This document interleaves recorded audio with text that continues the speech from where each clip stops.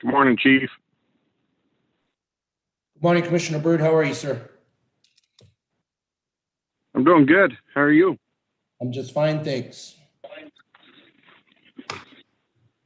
Been spending all morning. Sounds like we got a crowd on. I'm sorry? Sounds like we have a crowd on. Yeah, it's just you and I so far. I know. That's a big crowd, though. Yeah, we got all the important people. Yeah. Meeting adjourned. I second.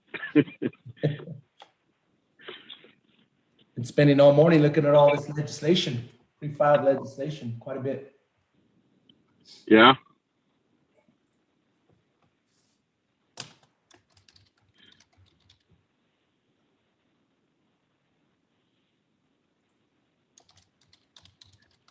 Let's see.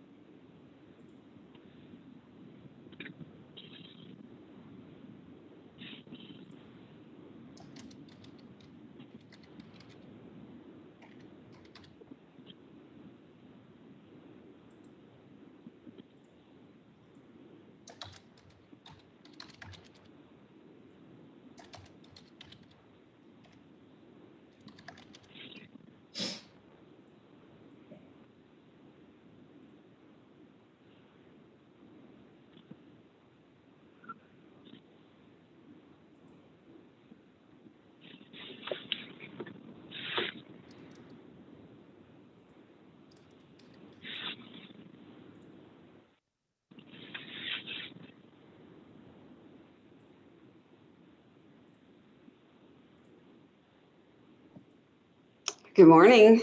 Good morning, Good morning, Commissioner Hall. Morning. Good morning, Chair.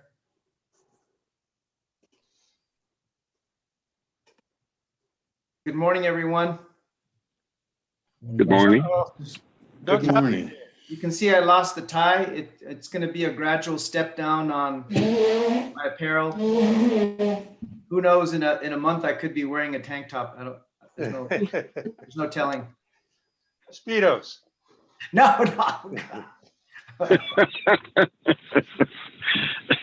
This is a family meeting. I don't know. Was that bragging kind of?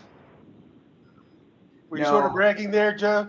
Not at all. Oh, okay. I'm just checking. After this pandemic, there's nothing to brag about on my side. Mhm. Well, there's something to brag about on both of my sides. Well said. It's more the front side. Yeah, there too.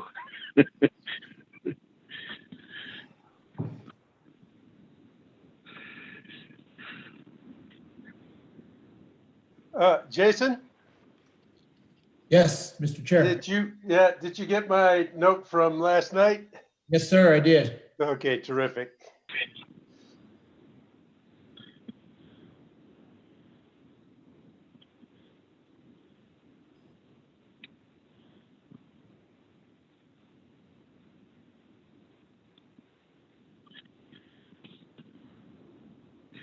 Appears to not be much interest in this meeting.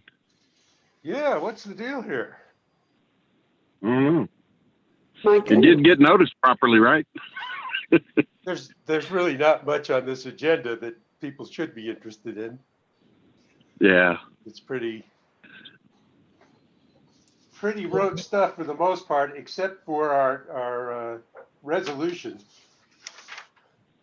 Well, Mr. Chairman, you have all 5 sitting commissioners and the Office of General Counsel, myself on board. So when you're ready. Yep. Is it 9:30? Yes, sir. Not quite. So let's be sure we go to our 9:30 and then we'll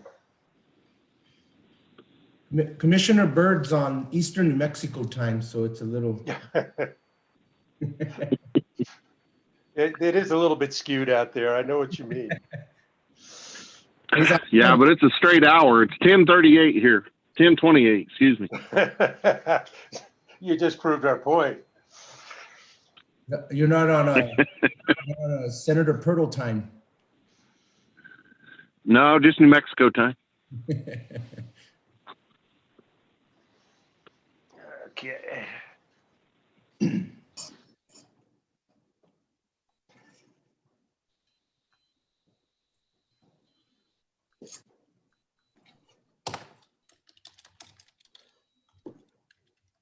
Huh. Okay, 1 minute to go.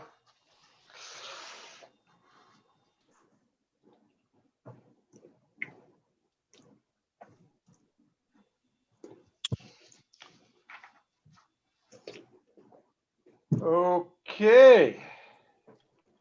We're calling this meeting to order. And Joe, since you were in such a hurry, you get to do the pledge and the pledge. All right, I pledge allegiance to the flag of the United States of America and to the republic for which it stands, one nation, under God, indivisible, with liberty and justice for all. And the state. I salute the flag of the state of New Mexico and the Zia symbol of perfect friendship among united cultures. Well done. You qualify to be a commissioner. Oh, God. Oh, and the other qualification is that I'm living, I'm alive. Consideration and approval of the agenda. So So moved. moved. Second. We got we got Commissioner Byrd and Commissioner Hall seconding. Under discussion, I thought we had to strike one of the consent items. I believe it was 6A. Is that correct, Judy? Yes, it's 235. 235. Yes, staff thought that it was going to be ready for a final order today, but it's not quite ready. So we'll bring it back at the next open meeting. Yeah, it's already on the agenda as being case to be removed. So do we need to do an amendment on? Yes, because it was noticed as being Okay, on the agenda. so also move. Do we have a second Second. for the amendment? Terrific. So then as amended, Judy, can you take the vote? Yes, Commissioner Fishman, Aye. Commissioner Byrd, I remove my motion from the floor. Aye. Commissioner Hall, Aye. Commissioner Vicente Aguilar. Is she not present? Commissioner Vicente Aguilar? Mr. Chairman, Commissioner Vicente Aguilar, I think you can press *6. I do see that you've called in. There you go. It appears she's unmuted, Judy, so you may want to call on her again. Commissioner Vicente Aguilar, do you approve of the agenda as amended? I guess I'll go on to Commissioner Maestas. Aye. The motion to approve the agenda as amended passes 4-0. Terrific. Okay. Consideration and approval of prior meeting minutes. So moved. Second. We got a second from Commissioner Byrd. I'll abstain, Mr. Chair, as I was not a part of those meetings. Okay. Judy, call the roll. Yes. Commissioner Fishman, Aye. Commissioner Byrd, Aye. Commissioner Hall, Aye. Commissioner Vicente Aguilar, Commissioner Maestas. Aye. Oh, I'm sorry, abstain. Oh, right. So the motion passes 3-0. Okay, on to introduction of special guests. Mr. Chair, this is Jason, Chief of Staff. I don't have anybody unless any of the commissioners do. Nope, it looks like there are none. Public comment. Mr. Chairman, nobody has been registered for public comment today. Okay, on to consent action items. I will move to approve. Second. Second.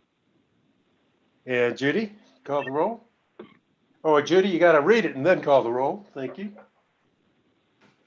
Yes. I'm getting my consent. Case number 20-00241 in the matter of El Paso Electric's application for approval of its transportation electrification plan for 2021 and 2022. And in the matter of case number 20-00099 ET, in the matter of applications for 2021 broadband program support from the State Rural Universal Service Fund as per 17.11.10.31 NMAC, potential order concerning Smith Bagley Inc.'s requests for disbursements. Those are the items on the consent agenda. And would you like me to take the roll now? Please do, Judy. Commissioner Fishman, Aye. Commissioner Byrd, Aye. Commissioner Hall, Aye. Commissioner Vicente Aguilar. I guess she's still having technical difficulties, Jason. Yes, Mr. Chair, Commissioners Judy, I'm trying to work with her assistant Jennifer Baca as well to see what's going on. Okay. All right, then we'll move on to Commissioner Maestas. Aye. The motion passes 4-0 to approve those reference consent items. Thank you, Judy. Jason, can Commissioner Vicente Aguilar hear us? Mr. Chairman, that's what we're trying to figure out. I see that her phone number is here.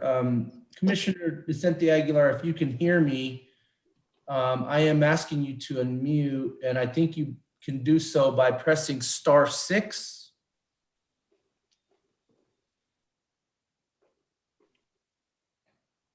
It appears you are now. Jason? You are Commissioner. Jason? Good morning. Jason, can you hear me? Yes, Commissioner Vicente Aguilar, I can now hear you. Okay. Mr. Chair, I apologize. I was in a spot where I couldn't get the connection, so I had to move to a different area. I had to drive to a different area. Okay. Well, we got you So- now. We've gone So through. Go ahead. Mr. Chair, I was present at the beginning of the meeting. I tried to voice my vote. I had technical difficulties.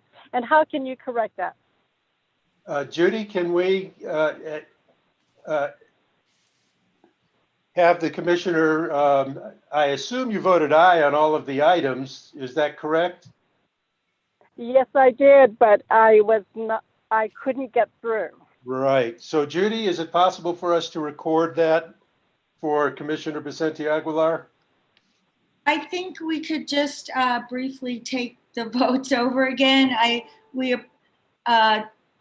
there was a motion to approve the minutes. And Oh, no, that's all right. Save it. Wrap it up. Commissioner Vicente Aguilar, how did you vote on that motion? I voted aye.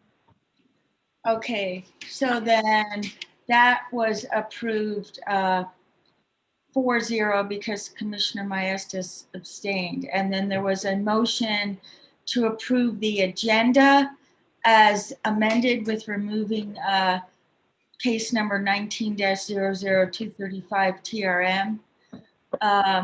How did you vote on that motion, Commissioner Vicente? I voted, Judy, I voted aye. Okay, so then that will be corrected to approval of the agenda as 5-0.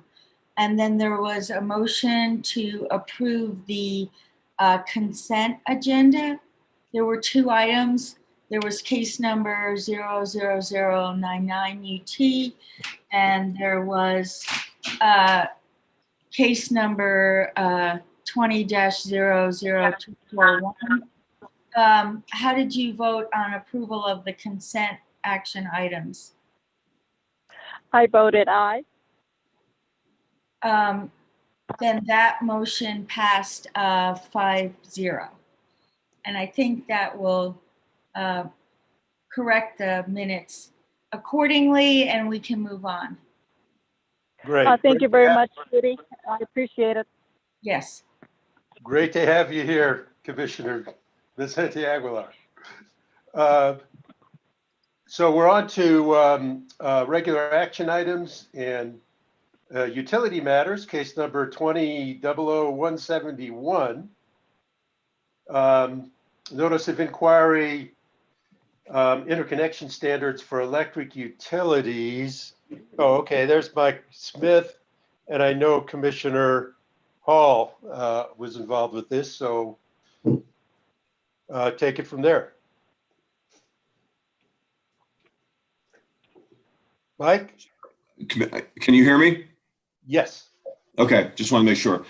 So this is basically, as promised, I was bringing this back for this agenda to issue an initial order establishing and providing notice of the this order would also include a request for written public comments to some specific question items that have been added.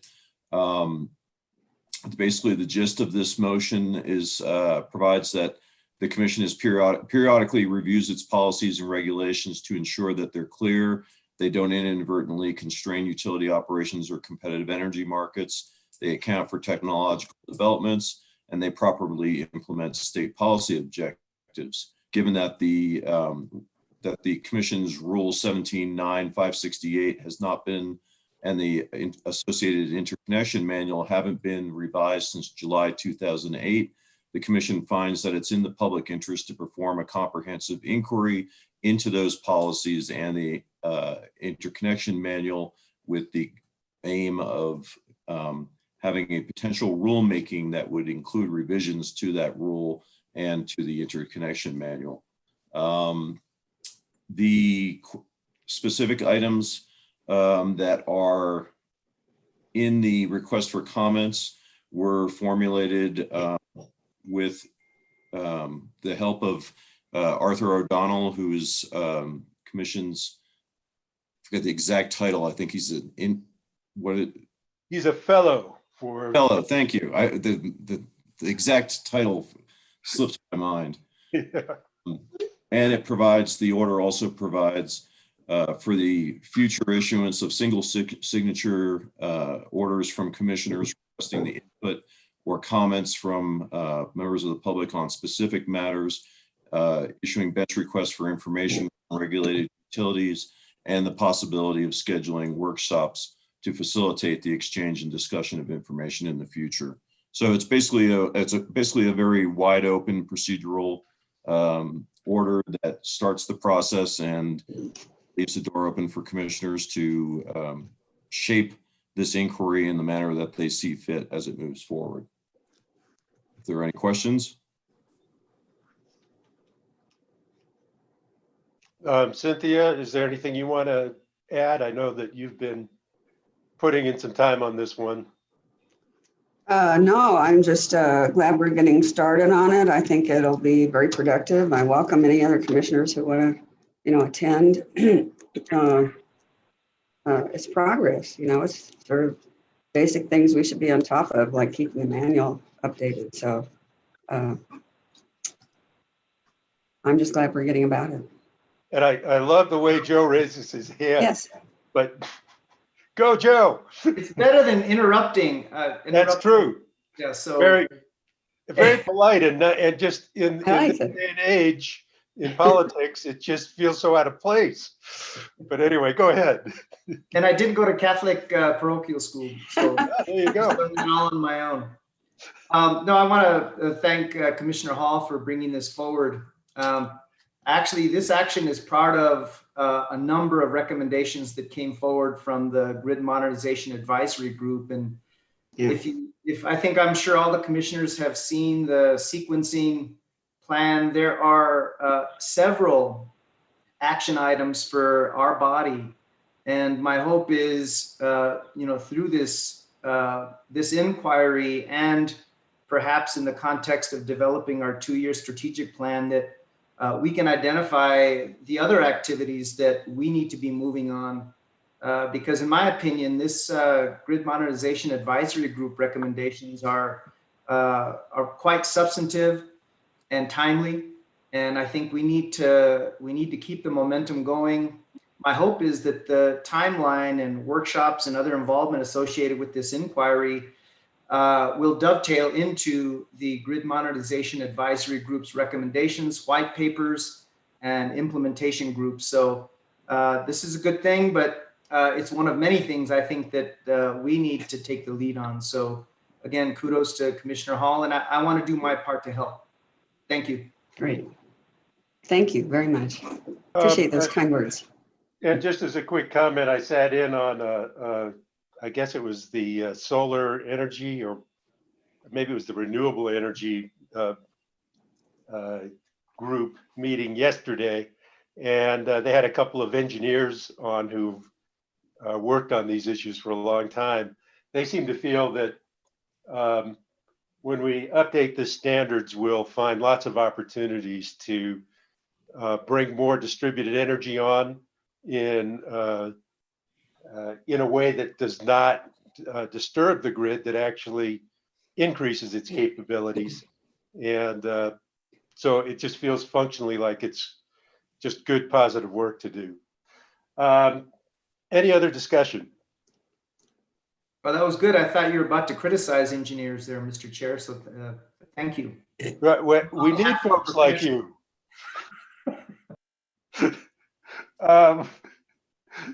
So if there's no more discussion, anyone, any motions? I think Commissioner Hall should make the motion. Oh, okay. Sorry. I was just puzzling here whether this was a discussion item or not. No, it's not. Okay. So I move that we move the order. Second. Judy, please call the roll. Commissioner Fishman, Aye. Commissioner Byrd, Aye. Commissioner Hall, Aye. Commissioner Vicente Aguilar, Aye. Commissioner Maestas. Aye. The order passes 5-0. Okay. On to, let me see, item number 5, I believe. Yep. Matter of Southwestern Public Service Company, potential order suspending rates and appointing a hearing examiner for their rate and abandonment case number 20-002-238. Yes. Good morning, Mr. Chair and members of the commission. As you know, last week I brought this matter before you on SPS's motion for a protective order which was issued by the commission.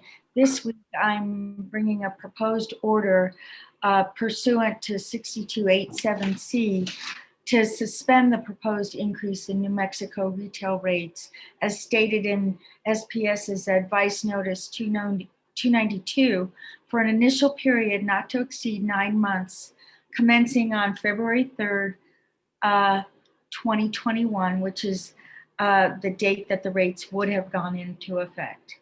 In addition, the proposed order designates and appoints Ms. Elizabeth Hurst as the hearing examiner to hold a public hearing and issue procedural orders, including but not limited to an order setting forth the form of notice that should be issued by SPS to its customers in New Mexico, an order also setting a settlement schedule, which was requested by SPS, and to render a recommended decision to the commission. Last week, I went over briefly the details of SPS's application, and I stand for questions, or I can, if anyone would like refreshing information about the application, I can do that as well. Discussion. Mr. Chairman, Yes. unless there is any other discussion, I'd move this order too. I would second. Is there a reason, by the way, that this was on the that this was not on the consent agenda?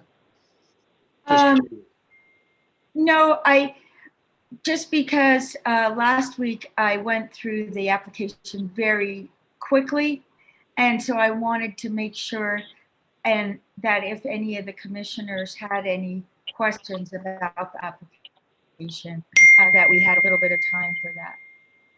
Okay, thank you.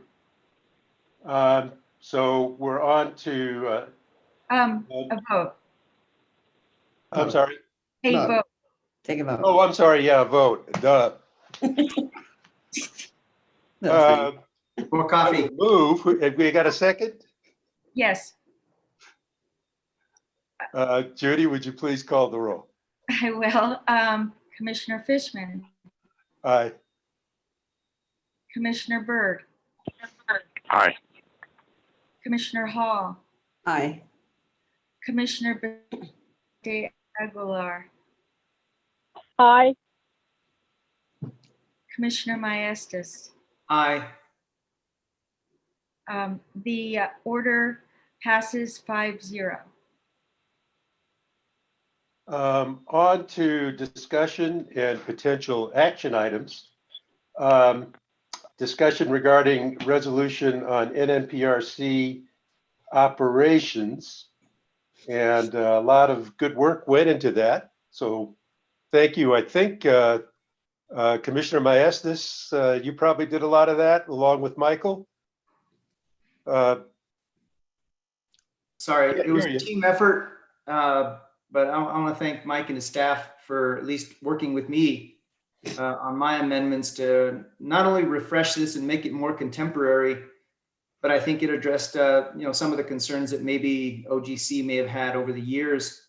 And I think this resolution makes clear that it applies to this particular commission. It's got a distinct expiration date. That way there's no ambiguity in terms of when it expires or if it continues on in perpetuity. And so anyway, I stand for any questions on the protocol or Mike. I don't know, Mike, if you want to give an overview of some of the changes that were made relative to the 2004 protocol. So commissioners, there were a number of drafts that went out, and I was making some revisions even this morning. I don't know if you've had an opportunity to review all of those. The principal issues, I can read the entire resolution in chunks, or I guess I can go over the specific portions. The first portion relates to the authority of the chair and vice chair, and basically provides that is consistent with the statutory provision which provides for the chair, which is section 8, chapter 8, section 8, 883B, and provides that the authority of the commission of the chair is limited to presiding over the hearings and open meetings of the commission unless a majority of the commission expressly delegates additional authority to speak, appear, or execute documents on behalf of the commission.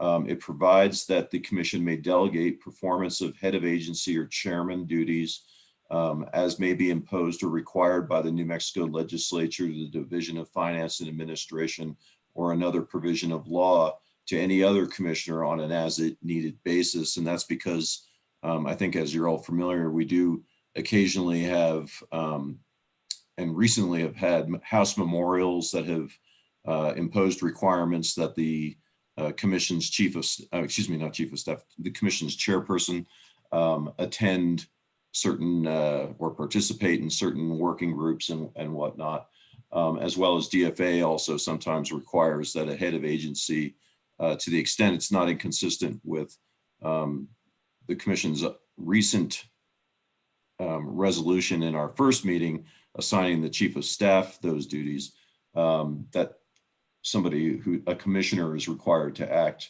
on some document.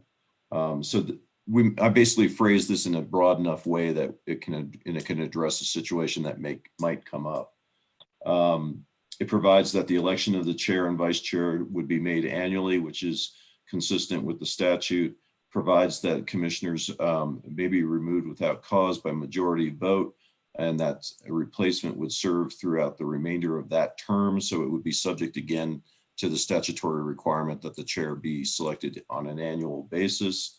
It provides that no individual commissioner acting alone has the authority to call a non-regularly scheduled special meeting that impacts the entire commission.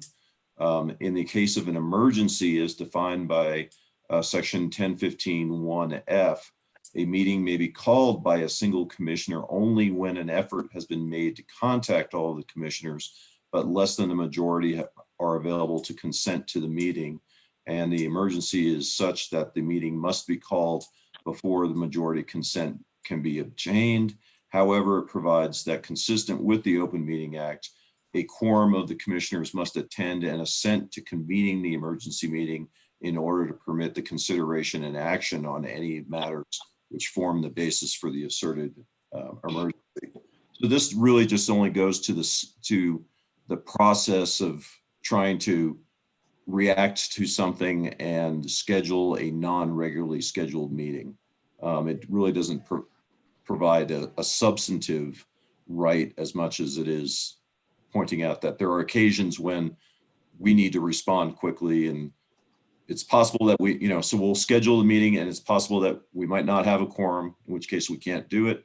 Or when we do obtain a quorum, there might be commissioners who object to holding it, in which case basically it's no harm, no foul, since we would not actually convene the meeting. Section E provides that no individual commissioner, including the chair and vice chair, has the authority to veto the placement of items on a meeting agenda by any other person who's authorized to do so by the commission's annual open meeting policy. Currently, that is the commissioners, the chief of staff, myself. So that's a small pool of persons.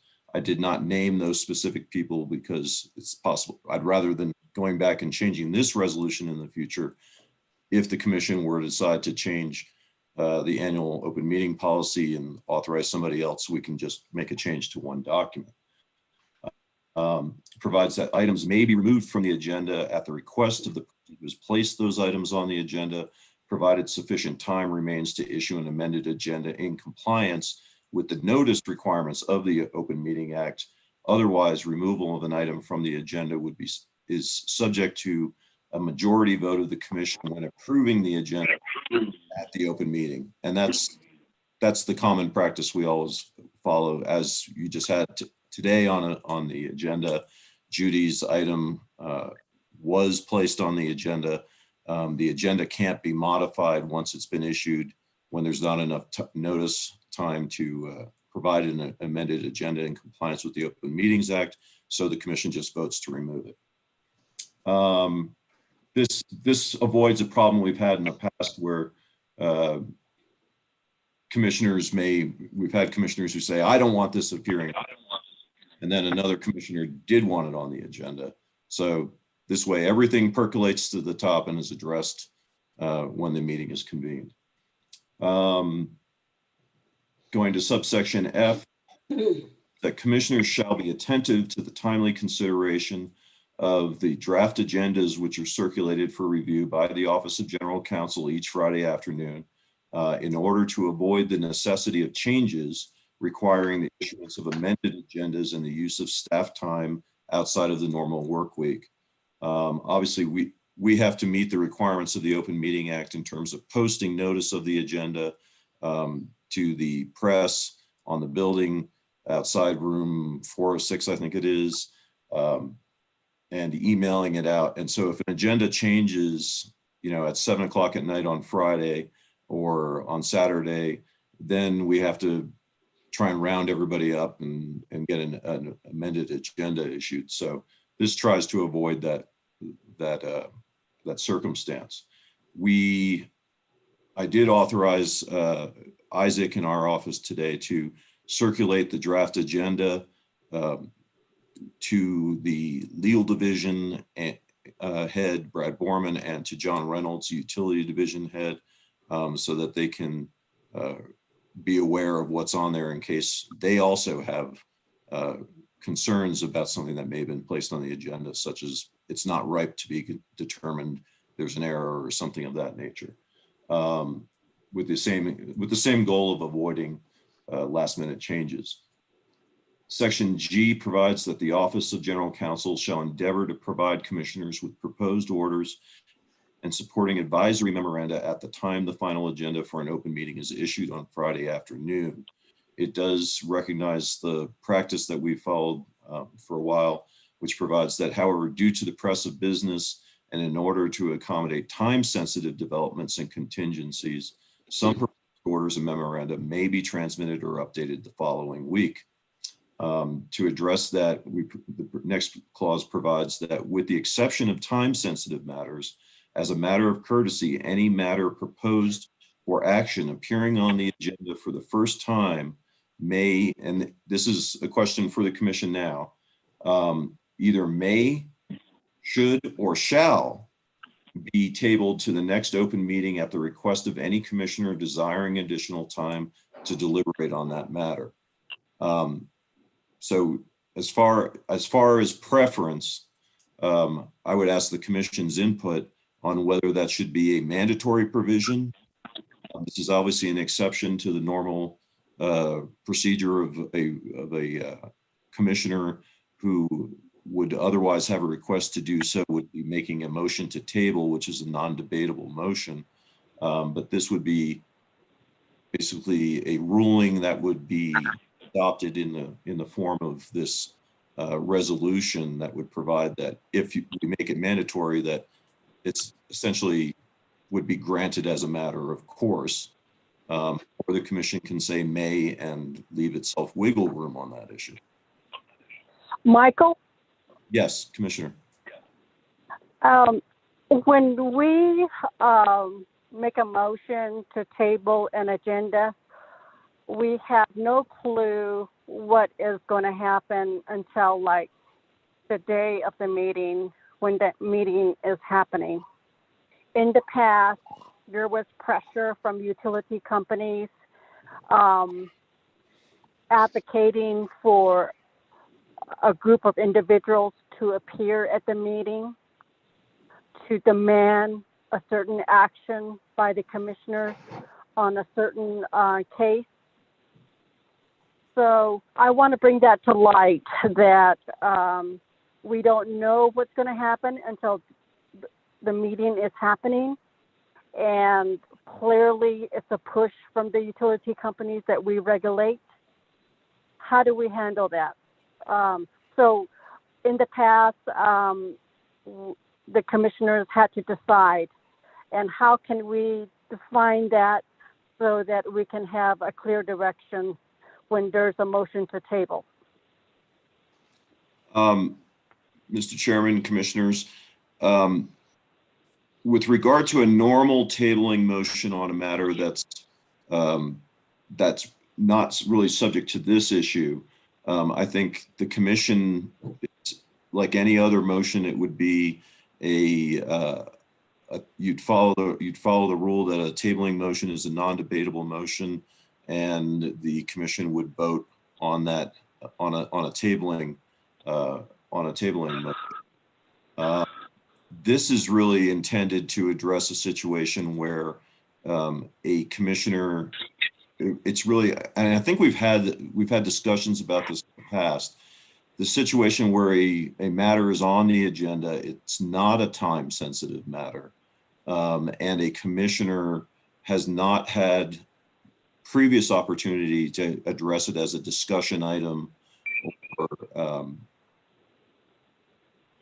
otherwise desire, I guess, because it has not appeared as a discussion item, additional opportunities is required or desired by a commissioner. And that is, sorry, go ahead. No, I'm sorry, Mike. I thought you were ending the sentence there. You go ahead. I remember my question. So, I mean, this is really just a matter of, it's as I put in there, it's a matter of courtesy between the commissioners. The commission can either decide to make it a hard rule or make it a flexible provision. It's really a matter of what the commission would desire. So let's take a couple seconds to discuss this, Commissioner Hall. Well, particularly if it's the first time something's on the agenda, I think it probably should be mandatory because, our job is to deliberate as well as decide. I mean, preferably we have, deliberative process somehow before we make a decision. And, sometimes commissioners have schedules that don't permit them to cover everything. And sometimes matters involve more than just reading the memo from the attorney. Most of the time they're like that. And I think it's a good backstop if something's, if there's not a time sensitive matter. I think it's a good thing to do. I think it's appropriate for work purposes, but I think it's also just a courtesy.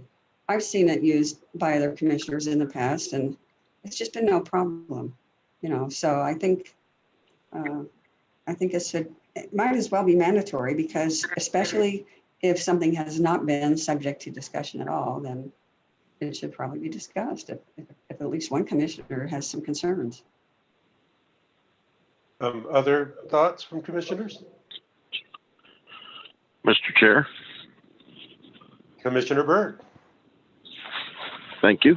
Well, I understand what Commissioner Hall's stating, but I'm thinking leave it as may, because sometimes, depending on the issue, we all agree that there's not much need for further discussion. We can resolve the issue and move on. And if we leave it that way and someone feels like they want more time, we can easily, we'll work with one another and say, hey, this commissioner wants more time. Let them have more time.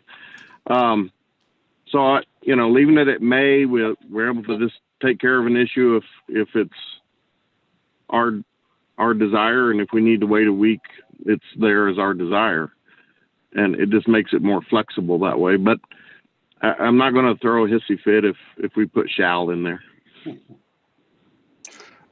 Mr. Chairman, I would just point out that there was one time when I sought to invoke this policy and I needed more time. I had been somewhere else, I guess, a business trip or something, and I was not able to really give it the consideration I wanted. And the commission voted me down. They said, oh, you're not prepared. Or several commissioners said that. And I said, we have a policy and nobody wanted to do it. And I thought that was not a good way to do business. So And I like extending courtesies to other people. And I think we should, you know, if there's one commissioner, then there's obviously not full agreement. So I think it's just a more courteous way to treat each other, frankly. Any other thoughts? Mr. Chairman, just a question on procedure here. Are we should we vote on these particular amendments as we go instead of waiting till the end and then we go back and revisit the issue if we don't have a majority that supports, you know, whatever option we're discussing or whatever amendment we're discussing? I'd kind of personally like to handle it as we go, because going back and forth is kind of a pain.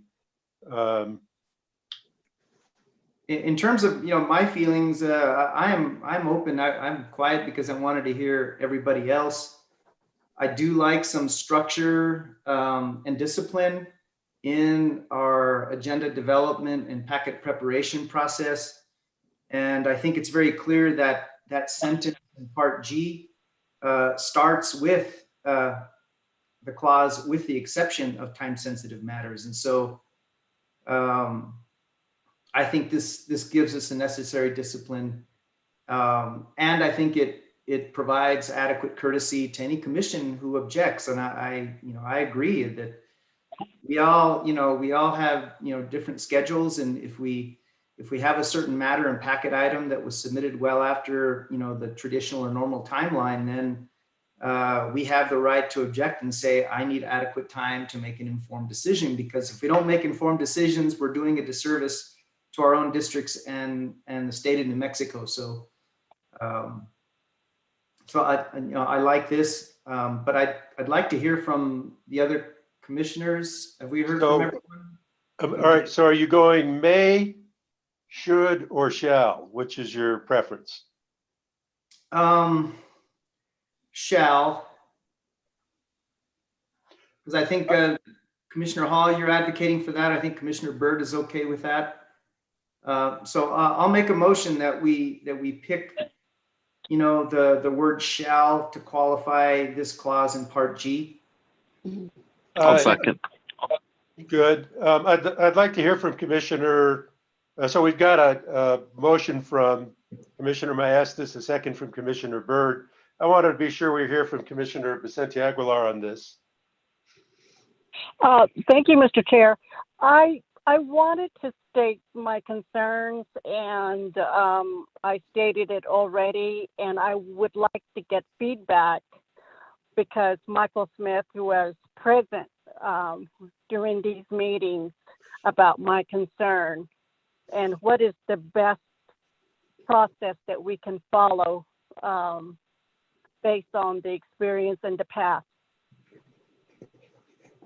So, Mr. Chairman, Commissioners, when I drafted this, my initial inclination would probably be to say that it's a mandatory. If the Commission is going to agree that this is a courtesy that should be extended, that shall is appropriate, because it does not. It leaves open the necessity provision that when there's a time-sensitive matter, that has to be addressed. And I put in there in that very awkward way, may, should, shall, because I wanted to bring to the Commission's attention that this is, you know, it's a policy. When you're deciding to extend a courtesy of this nature, that's something that the Commission should all buy into, if that's going to be what the Commission decides to do. I don't know that it sounds like you're all in agreement on this. I don't know if you need really a formal vote on subparts when everybody's in agreement, but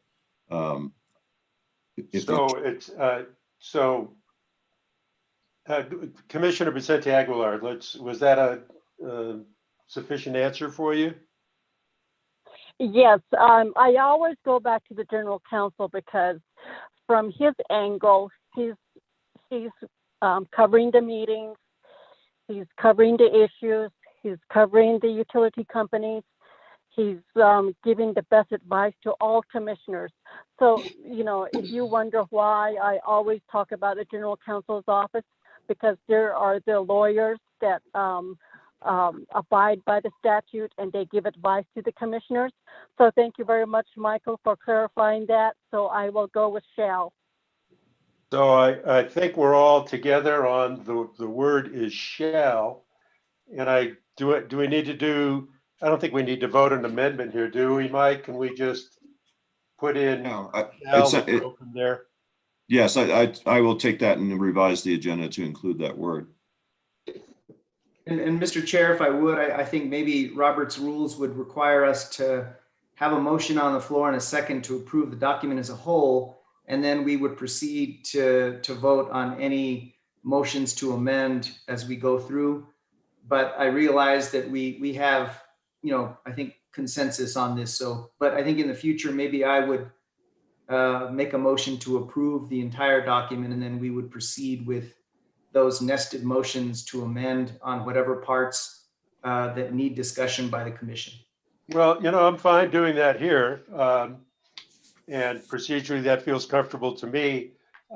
So long as, Michael, if you're just keeping a list of those changes that we're making, that ensures more clarity when that final vote happens. So I think Commissioner Maesta's suggestion has merit. Mr. Chairman, Commissioners, I agree. It's just when you start getting lots of changes in documents, it can become complicated emotions at the end. So, okay, to the extent that there's consensus as we're going through this, it's easier just to reach the end and make the motion, I think. But Let's do that. so we've made this one decision here. We'll see if there's anything else as we go through. so move. I'm sorry. Yield. Well, so it's noted down, and I would like to do it the way that Commissioner Maesta suggested, even here, just to kind of get into the habit, Sure. if you will, of doing it that way. And if it gets too clunky, we'll address it then. But I think it's good procedure. So, Mr. Chairman, Commissioner, I'll move on to subsection H. Okay. Subsection H provides that no individual commissioner may make any decision or decisions that impact the commission's policies, operation, or budget without full knowledge or concurrence of a majority of the commission. There's a typo there. I'm going to correct that. It should say of, or it should say of the commission. That's, I believe, a carryover from the original document.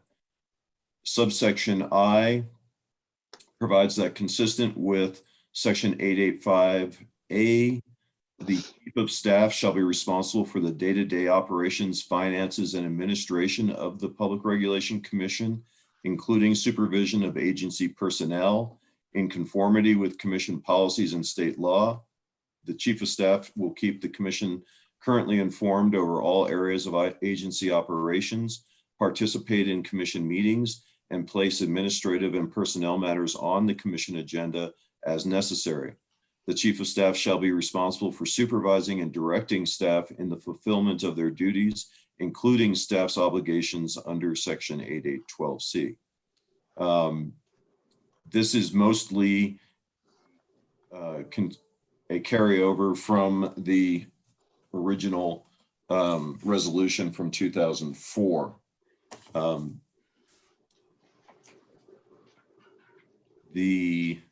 I'll move on subsection J. Commissioners shall not interfere with the supervisory chain of command by seeking to insert themselves into the hiring, promotion, and discipline of classified non-division director level positions subject to the State Personnel Act and rules, become involved with any employee on an pending administrative or personnel complaint, or provide counsel or guidance to any employee concerning such personnel matters. Commissioners must remind all PRC employees to adhere to the Public Regulation Commission personnel policies and procedures and pursue relief through the chain of command as provided for in those policies and procedures. And that's consistent with the preceding paragraph. I don't know if any commissioners want to stop and discuss that. Oh, Mr. Chair, Commissioner Hall? I just noticed one typo in the preceding paragraph. In the last sentence, the chief of staff shall be responsible. It says he on my copy. Did you catch that one, Mike? I did now, thank you. I think that was an error from transferring it from PDF. Yeah, probably. I have no comments on paragraph J. I think we're comfortable with it. Mike, go ahead. I'll move on to section K. Individual commissioners shall not include executive/closed session items on a meeting agenda pursuant to the personnel matters exception to the Open Meeting Act, unless the individual commissioner has conferred with the chief of staff and exhausted efforts to resolve their concerns. A closed session to discuss personnel matters shall be limited to matters concerning employees holding an exempt position or a classified employee temporarily filling an exempt position in an acting capacity. Before placing a personnel matter on the agenda, an effort should be made to ascertain that a quorum of the commission assent to placing the matter on the agenda. And this is based in conformity with the preceding paragraph and with the discussion we had in the last open meeting about trying to acquire assent from the commissioners to a personnel matter before it's put on the agenda.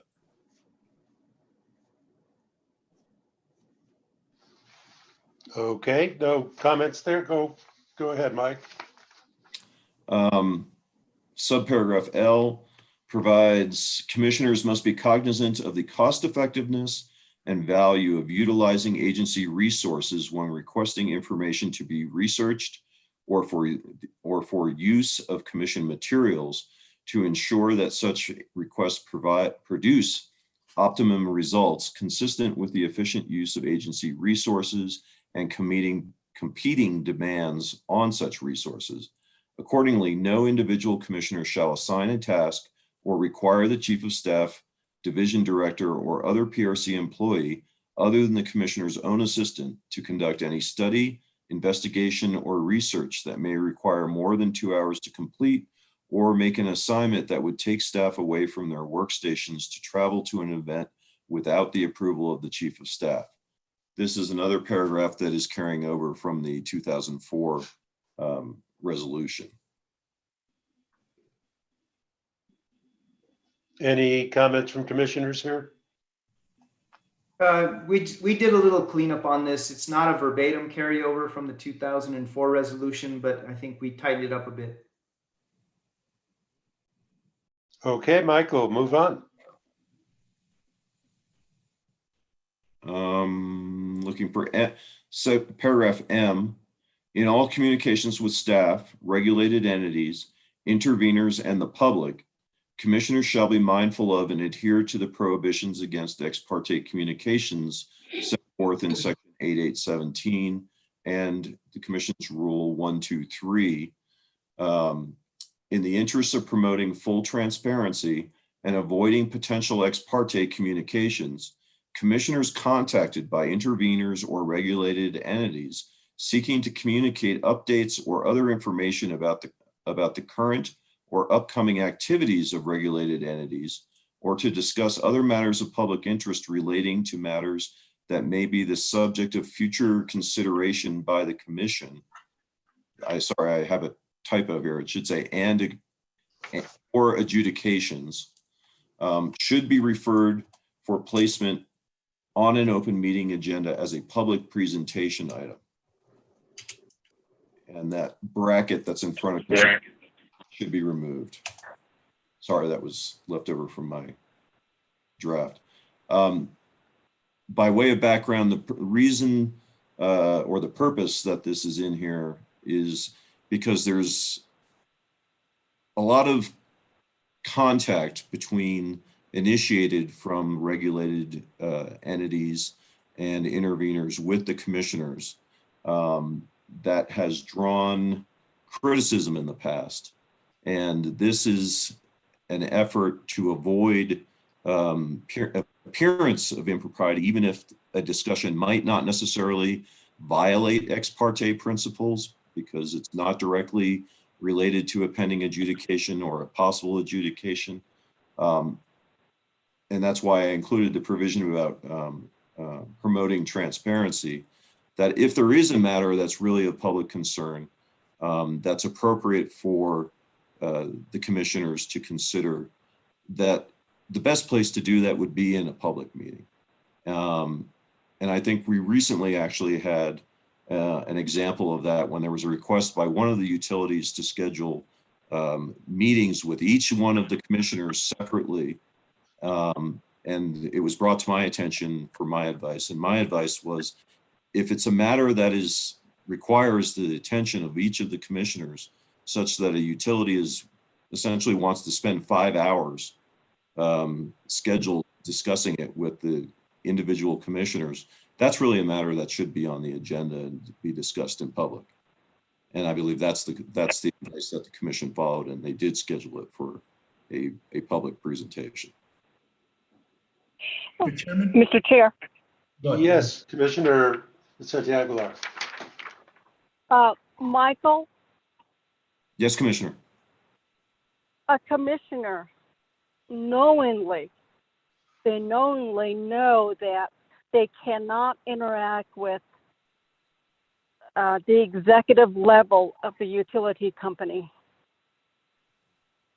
If they know and it's still happening, how do we address that? Madam Chair, Commissioners, each of the commissioners is an elected official, and each elected official is responsible for adhering to the legal restrictions. Ultimately, that's, each commissioner is responsible for the result of any actions that they take that might be in degradation of those obligations. We, a few years back, had, in connection with one of the matters, a number of motions to recuse that were filed against a group of commissioners based on assertions that they had not adhered to those principles. As you may recall, each of the commissioners retained separate counsel in responding to those allegations, and that's consistent with general counsel's adherence to the rules of special professional responsibility, which provide that general counsel's office represents the agency as a whole, as an entity, as opposed to individual commissioners. So while the commission retains separate counsel, that's consistent with the principle that each of those commissioners ultimately is responsible for their own actions. Mr. Chairman, Yes, Commissioner Maestas. we're having an exhaustive discussion about how through this protocol, we're gonna radically change the culture and usher in a new level of transparency in this agency. But yet we're not really sharing the information with those that are viewing on YouTube. I have the luxury of following the resolution, but we're not allowing the public that are viewing to view what we're talking about. So I kindly ask Mike Smith to share a screen. Great, thank you.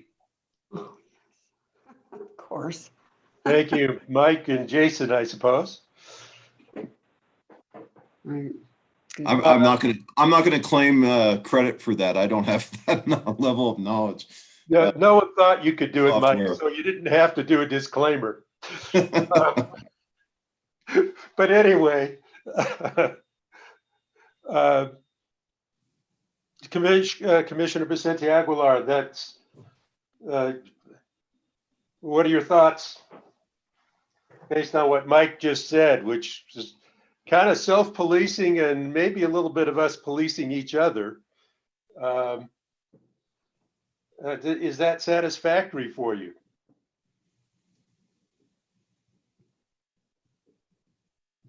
Maybe she didn't hear me. My screen changed. I can't tell if she's still on.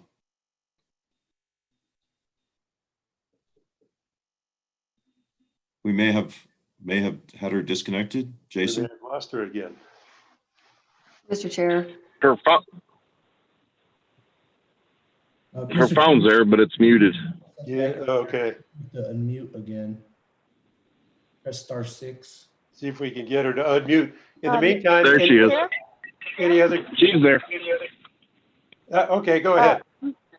Mr. Chair, sorry about that. I was disconnected. And Jason, can you please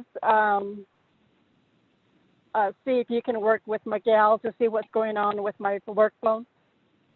Yes, Commissioner Vicente Aguilar, I will. Thank you. Yes, I did hear part of your comment, Mr. Chair.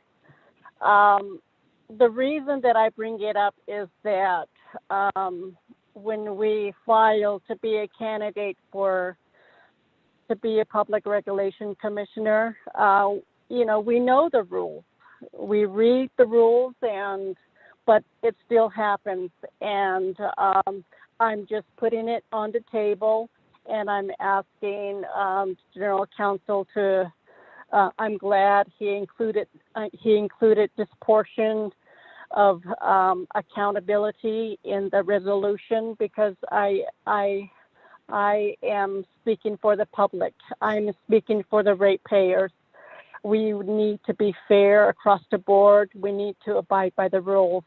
And good job, Michael. And I also want to bring history to the table. There were outside accounting firms that pushed really, really hard for the commissioners to act a certain way on a certain vote. And our general counsel was going door to door just to bring things to calm. The accounting firm was chasing every commissioner. Things were really out of hand. So, Michael, is there anywhere in the resolution how we can resolve these type of actions from the past? Mr. Chairman, Commissioners, this resolution is a forward-looking resolution. I believe this provision that you're seeing here highlighted, the second part of M, is intended to address those type of situations. Great. Thank you very much, Michael. I'd like to make a comment here. When I was first considering running for PRC commissioner, there was some controversy over this, and you know, there were a lot of meetings apparently going on between parties to cases and certain commissioners that were on their schedules, and I believe it went to the Supreme Court, didn't it, Mike? Mr. Chairman, that's correct. And I thought the Supreme Court was kind of soft on the ruling on it, because I know that I, as a constituent, wasn't feeling real confident when I was seeing that. And so I'd like to echo Commissioner Vicente Aguilar that I think this is crucially important, and that if we're going to be able to remain objective, we have to really take ex parte very seriously, and I'm glad to see that it's here as well. Mr. Chairman?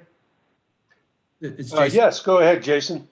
If appropriate, I did receive this updated revision of the resolution this morning from Mike Smith. Thank you, Mike.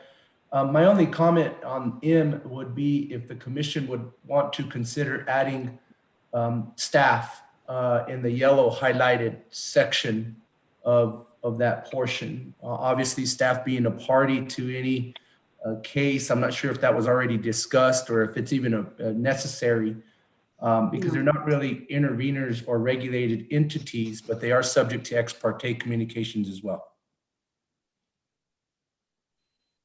So here it gets a little more complicated for me, Jason, in that oftentimes in a docket,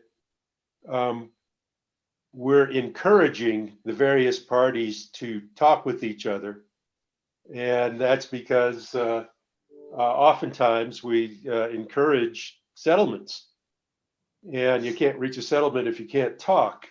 So that's an interesting issue to bring up for staff, and I'm not quite sure how to address it. So, and maybe I'm not clear, Mr. Chairman. I was just referring to, if you look at the screen, and it begins, in the interests of promoting full transparency and avoiding potential ex parte communications, commissioners contacted by interveners or regulated entities or staff, I guess, is where I was thinking that might go. oh, okay, yeah, okay, I got you. Mr. Chairman, I'm comfortable with that. Mr. Chairman, if you look at the beginning of Part M, it includes staff. And what I see, the second part of M is maybe an example of an ex parte communication. But I think that the first sentence in M addresses communications with staff. You are correct. Jason, do you see that? No, that's fine. If it's an example and that's the intent, then that's fine. I just know that, staff should be held to the same standard, in my opinion, of not approaching a commissioner on their own behalf. Yeah, I guess I tend to agree with Commissioner Maestas on this. We've got staff listed, and not just listed, but listed first. So I think we already have that covered. So, but thank you for the comment. Mr. Chair. Yes, Commissioner Hall. I'd like some clarification from General Counsel as to what he regards as ex parte communications, because I know the way this rule is employed here at the agency is to avoid all communications with interveners, but I think it's worth noting that the definition of it, I believe, in statute is that ex parte communications pertain to matters of a material issue in a case. So it needs to be a substantive material issue in a case, but things like, procedural schedules, for example, like an attorney could contact, for example, the hearing examiner or a commissioner to say, has the hearing been changed or something like that, or matters that are just simply not material to the decision of issues. At least that's my understanding of it. And I'd like to have my comment. I mean, one thing I really do like about this provision is that it, provides some clarity, again, some reminder that ours is a judicial role, and that's important. But I know attorneys out in, the judicial world can contact judges on matters that are not substantive to the case, that are, in circumstances when they're not trying to persuade the judge, for example. So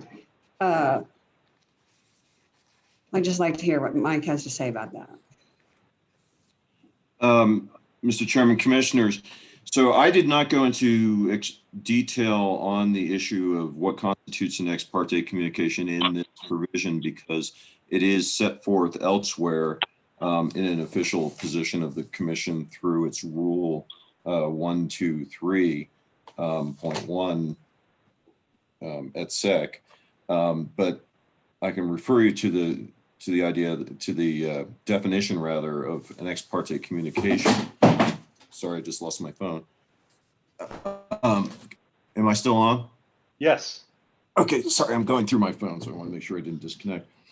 An ex parte communication is defined in section 123 123.7b as it means, quote, means a direct or indirect communication with a party or his representative outside the presence of other parties concerning a pending rulemaking after the record has been closed, or a pending adjudication that deals with substantive matters or issues on the merits of the proceeding, including any attachments to a written communication or documents shown in connection with an oral presentation that deals with substantive matters or issues on the merits of the proceeding. A ex parte communication does not include statements made by commissioners, hearing examiners, or advisory staff that are limited to providing publicly available information about a pending adjudication or rulemaking after the record has been closed, or inquiries relating solely to the status of a proceeding, including inquiries as to the approximate time that an action in a proceeding may be taken. Ex parte communications include a status inquiry which states or implies a view as to the merits or outcome of a rulemaking after the record has been closed or a pending adjudication, a preference for a particular party or a reason why timing is important to a particular party, a view as to the date by which a proceeding should be resolved, or a view which is otherwise intended to address the merits or outcome or to influence the timing of a pending adjudication or rulemaking after the record has been closed. So we have a specific definition of ex parte that is really focused on the issue of rulemaking proceedings. Rulemaking ex parte does not include communications prior to the initiation of the rulemaking or through the rulemaking. It only attaches after the record has been closed in the rulemaking before the commission issues its final order on that rulemaking. It does include all the substantive discussions that relate to a pending proceeding. And pending proceeding, trying to find the definition here, has a separate definition, which is important because the definition states that it means any matter docketed, or in the case of a party represented by counsel, any matter that an attorney representing such party believes will be docketed before the commission, including but not limited to formal complaint proceedings, show cause proceedings, investigations, notices of inquiry other than non-adjudicatory notices of inquiry, application proceedings, petitions, and any other matter other than a rulemaking or a non-adjudicatory notice of inquiry regarding decision or action by the commission. So the intent of this rule is to avoid, the first clause provides that obviously commissioners should be cognizant of and aware of adhering to the prohibitions against ex parte communications. The second portion is intended to address, as it states, transparency as a means to avoid potential ex parte communications. And that's because we have a lot of times where commissioners are approached by interested parties about matters that may very well become or are likely actually to come before the commission as the subject of a application or some other adjudicatory proceeding. So when we have utilities, providing general information about their plans to, say, expand renewable energy, those plans ultimately are going to become the subject of an application in front of the commission. So in terms of a general statement or a general discussion, there are questions, there are concerns, I guess, that people have about whether that kind of information that's provided is effectively a form of lobbying of the commission. And so this is really intends to avoid some of those issues by providing that if a commissioner is approached by somebody who wants to discuss these kind of things, it should be placed on the agenda as a presentation item, and then the commission as a whole in the public light can address those issues. And the response to a potential an ex parte communication or a potential ex parte communication is for the other parties or the other interested persons to have an opportunity to respond. So if somebody comes and makes a public presentation on a subject, somebody else whose interest has an opportunity to request an opportunity to make a public presentation that may differ or take issue with what was presented. And I think that that adheres to the principles of transparency and public being aware of what is being discussed and what is potentially going to come in front of the commission.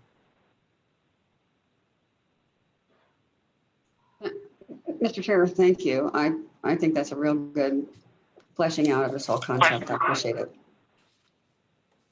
And just for me, it's when in doubt, put it on the agenda for public discussion. Exactly. That's just a day-to-day rule of thumb. Right. Mr. Chair, Yes, go ahead, Commissioner. I would like to expand the resolution to cover legislative issues such as legislative bills. In the past, I was contacted by a commissioner, and this commissioner is a sitting commissioner today, that they would like to introduce a legislation regarding the utilities that we regulate, on policies that we abide by. And today I'm putting it in light so that our general counsel can put that in the resolution.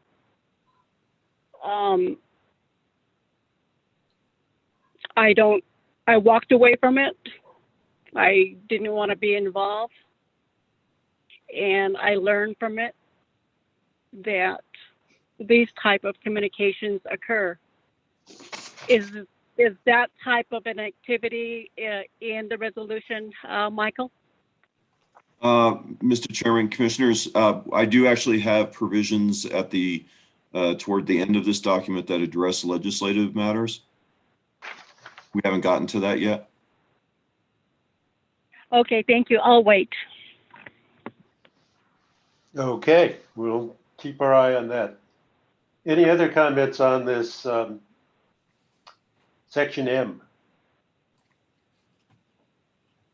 Okay, let's move forward. Commissioners, section N provides that commissioners receiving inquiries from the public seeking information or advice concerning matters subject to the commission's jurisdiction or raising complaints about regulated entities shall refer such inquiries to the Consumer Relations Division and or the Chief of Staff. I think every commissioner has experienced this, which is constituents calling up and either raising issues that are occurring in their district or asking for advice on how to comply with commission rules or policies or the statute. And there are, with regard to complaints, we have a process for the handling of complaints. And so commissioners should not get involved in addressing even minor complaints because those might become the subject of a formal complaint. And those complaints, if a commissioner involves themselves in that, obviously they may be subject to a motion to recuse for having gotten involved in those complaints.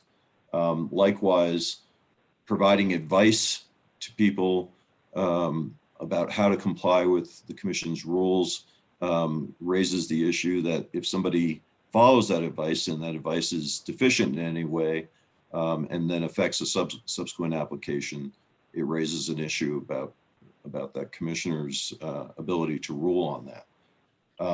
So that's part of the reason we have the chief of staff's, the Consumer Relations Division. They handle most of these type of things. Sometimes they're not available, and it might be an issue that isn't necessarily a consumer type issue, in which case I think it's appropriate to raise that as an issue to the chief of staff, and he can direct that to the appropriate staff members, whether in the transportation division or the utility division, to address at that point. So Mike, I may have actually violated this just in the last couple of weeks, so let me throw this in front of you and get your reaction. I had an inquiry from a constituent in T or C who was having a problem with the municipal utility. And basically I did talk to them, but I referred them over to the AG, telling them that we didn't have jurisdiction. Does that fall into that problematic area? So you actually found a sort of a nuance in that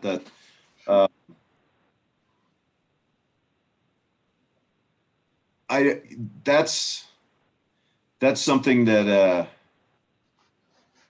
I guess maybe what I would also, maybe a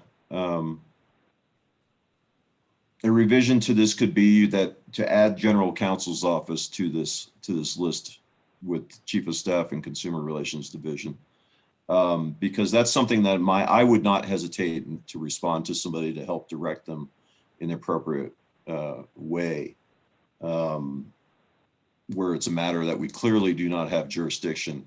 My principal issue with this is I'm trying to avoid the possibility that the commissioners can end up on the wrong side of, because you're obviously the ones who have to adjudicate an application or something of that nature. Yeah.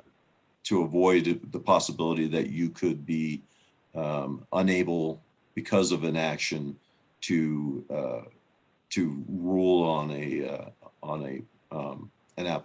matter that comes before the commission. And I'm trying to direct it to the appropriate division within the commission, address these issues as they come up.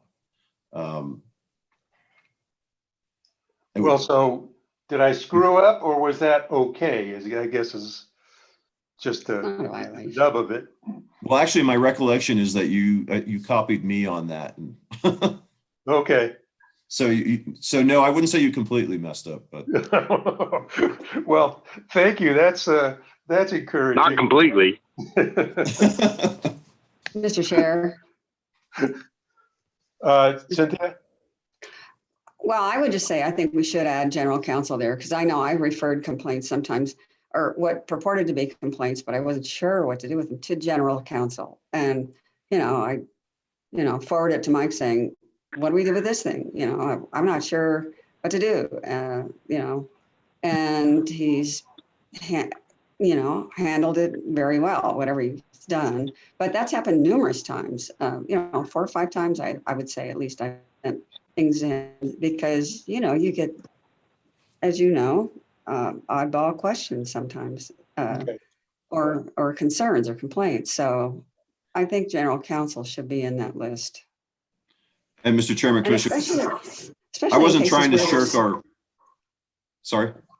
Well, I was just going to say, especially sometimes there are cases that are, they're urgent and, not necessarily something the consumer relations process can handle. So anyhow, you're not necessarily trying to find more work to do. I know, Mike, but No, actually, Mr. Chairman, Commissioner, I was actually going to say I wasn't trying to shirk responsibility for doing this. This was originally drafted to be just about complaints, which is why I was directing it to the Consumer Relations Division and Chief of Staff. But I added the portion about inquiries about seeking information or advice about matters that are subject to the Commission's jurisdiction. And I should have added us on there because those kind of inquiries can be directed to our office as well. Yeah. Are all commissioners on board with Mike's suggested revision there? I am. I am. Sounds like we are. Okay. Very good. Let's move forward. So moving on to paragraph O, this states that commissioners shall respect the prerogative of any hearing examiner appointed and delegated authority pursuant to section 8814 to render a recommended decision to the commission based on that hearing examiner's independent judgment without undue pressure or influence of any particular single commissioner prior to the consideration of the recommended decision by the full commission. Commissioners should be attentive to the progress of adjudicated matters delegated to hearing examiners.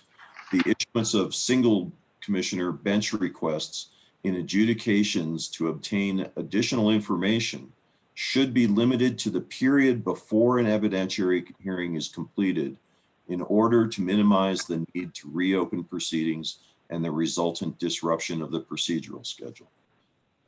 This is something that has come up a number of times in the past, that commissioners are not involved in the cases while they're being adjudicated and look at them for the first time when a recommended decision has been issued, and then want to start asking questions that raise basically the need to introduce more evidence or testimony into a case for that to be really considered. It's a real problem if we have a case that has a time restriction. It's an inconvenience of varying significance in other cases, because asking a bench request could cover either factual information or testimony from whoever the bench request is directed to. And then under due process principles, the other parties in the case should have the opportunity to conduct discovery, if necessary, on those additional matters that are elicited through the response to a bench request. And there's the likelihood or possibility that the proceeding would need to be reopened for additional cross-examination, additional testimony and cross-examination in the hearing process. So this is basically just a provision for the commissioners to follow in terms of if there are cases that the commissioners are very concerned about, and there's a chance that you may want more information, staying on top of it is important. Mr. Chairman. Yeah, go ahead. Just a question from the greenhorn, the rookie. The first part of Part O seems a bit inconsistent with the allowance of a commissioner by single signature order to designate a hearing examiner for a certain case. I don't understand that myself, and perhaps I can talk offline with Mike, but this just seems a bit inconsistent. I realize if a commissioner selects a hearing examiner by order, it's at the outset or prior to a proceeding, and this addresses restrictions, during or near the end of a proceeding prior to a recommended decision. But I always just question that. I'm sure that the hearing examiner's office has a process for designating hearing examiners for certain cases based on experience, expertise, available time. But maybe we can revisit that down the road, because I still don't understand, why a single commissioner can select a particular hearing examiner for a particular case. I don't think we can. Boy, can they? That's something that I would suggest we studiously avoid, because that certainly creates an impression of potential prejudice, I believe. And that, Mr. as Commissioner Maestas pointed out, we have Ashley and we have management of the hearing examiners, who really are best qualified to determine, based on schedules and individual talents, if you will, of our hearing examiners, probably,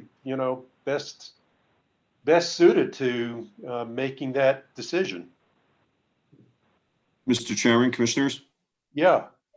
just to respond, the generally, I have actually never had a commissioner specifically, and I guess this is an issue about the way the practice is applied versus the way I guess it might be viewed, which is that the chief hearing examiner always selects the specific hearing examiner who's going to be assigned to that case. The order, when we've done that, when we have something that happens like recently, where we have a few weeks, an application comes in and we have a couple of weeks where we're not having an open meeting. I have in the past started cases and assigned them to hearing examiners using single signature orders rather than have the case sit there for a couple of weeks before we get an open meeting.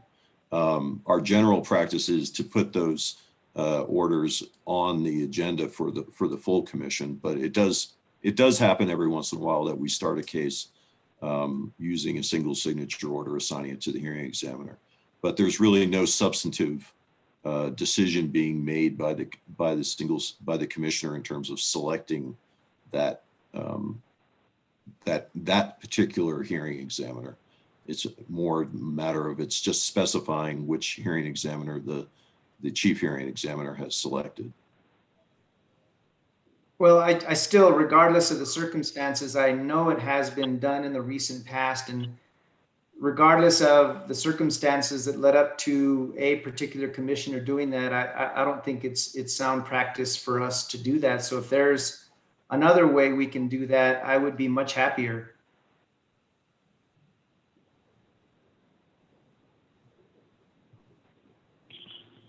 Mr. Chair? Commissioner Byrd. So in response to Commissioner Maestas, normally those end up on the consent action as they did today. We're appointing it as consent. We're not really having a discussion about it. What Mike is referring to is special circumstances where a single signature order is sent out just to get the ball rolling. Again, it's not a decision by an individual commissioner. It's just the approval to get the hearing examiner approved. And most of the time when we do it, it's through consent action. There's not really much difference. It's about timing, not so much trying to pull the wool over your eyes or any other commissioners. Mr. Chairman, Commissioner, I just would point out, our practice is that when single signatures are utilized, we always provide them when they're issued, they go to all the commissioners. So if there is an issue that a commissioner has with a single signature order that they disagree with, That's a matter that can be brought before the entire commission. We similarly have a provision in our rules that allow parties to bring or appeal single signature orders to the entire commission.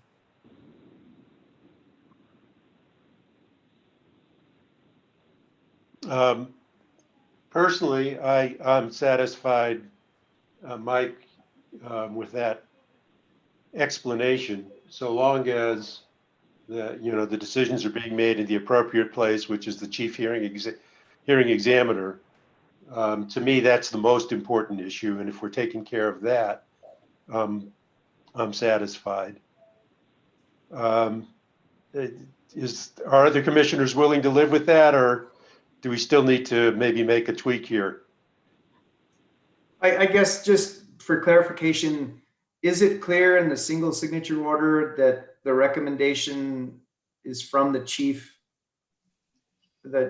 hearing officer, or is there a way that the public knows that this is a standard recommendation? Mr. Chairman, Commissioners, we don't specifically recite that, but if that makes the commission more comfortable, I can certainly ask that our attorneys include that. I think that's a terrific suggestion. Always make it explicit if you can. That'd be good. Thank you.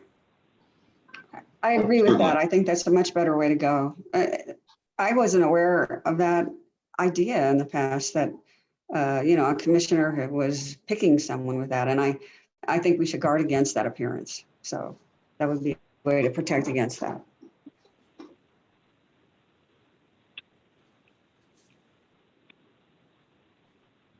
Okay, Michael, are we clear on that?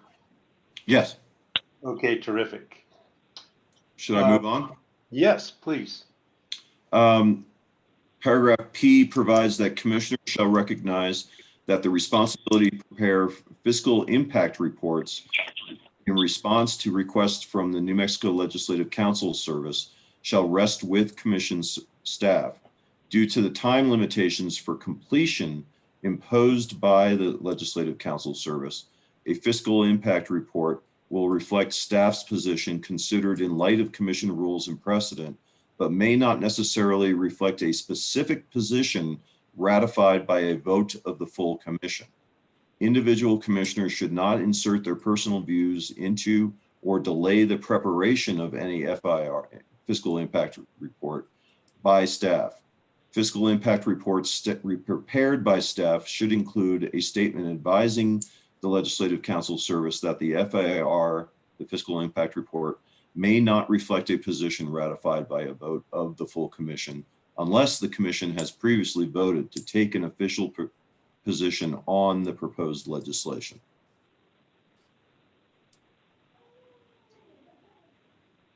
Oh, Mr. Chair? Yes, go ahead, Commissioner Hall. I think we need to examine this a little bit. Yeah, I think if there are instances where the commission has taken a specific position on an issue, then that should be affirmatively described in the FIR, not just I don't think it's enough for the FIR to say that it may not reflect a position. That doesn't really provide information to legislators who need to know. So I think that should be specified. If there has been a decision by the commission that's contrary or nuanced, somehow different from whatever the FIR contains, the commission decision needs to be reflected in that FIR. Other commissioner comments? Mr. Chair, just to explain, I think this addresses a situation where an FIR or a piece of legislation is not squarely within our legislative agenda. And so we didn't have a passage that speaks to that. It's pretty obvious if we have legislation that's consistent with our agenda, we're going to explicitly state that, but this applies to those gray areas where a piece of legislation that we didn't anticipate or may be a variation of a certain aspect of our legislative agenda. This kind of adds some guidance to that situation. Am I correct, Mike, in describing this? Mr. Chairman, Commissioners, yes, and that's I did include that it does state that the FIR will reflect the staff's position considered in light of commission rules and precedent.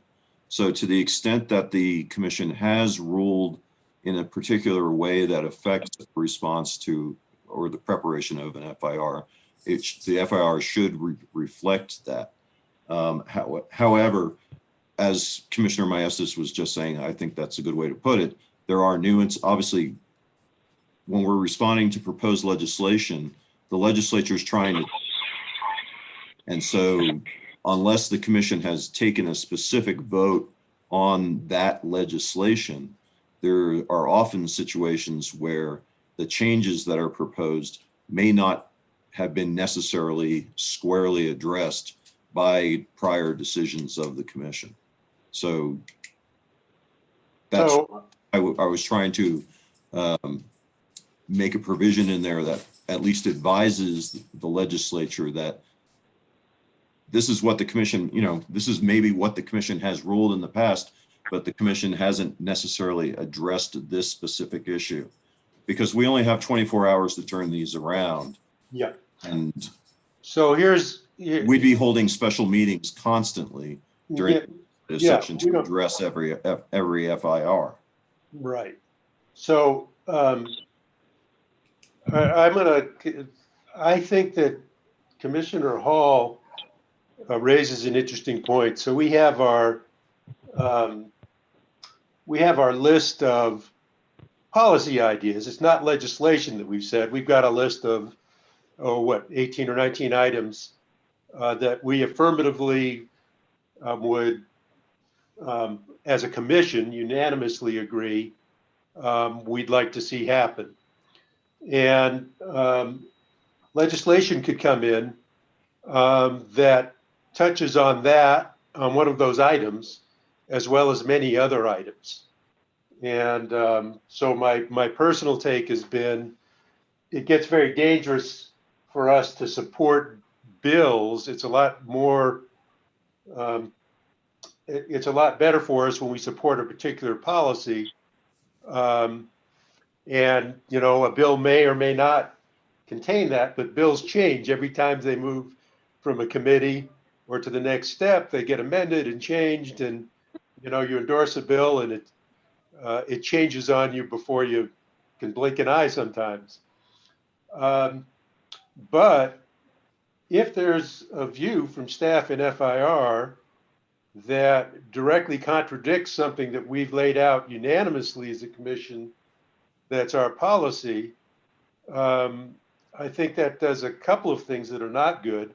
One is it's confusing and kind of a miscommunication, quite frankly, of the commission's position, and it puts staff concern ahead of commission concern, and that's a little bit bass-ackwards, I guess, is the way I would describe it. And I don't think you need to hold a hearing or anything of that nature. I just think that you need, as Commissioner Hall said, an affirmative statement that in the FIR, if a bill covers one of the issues that's on our list of unanimously supported policies, that needs to be affirmatively stated right at the top. And then any concerns that staff raises can come in below that, but that I don't think it's appropriate to throw out a commission position or undermine it because we're rushing to get out the FIR. Nor do I think it's appropriate to hold up the FIR.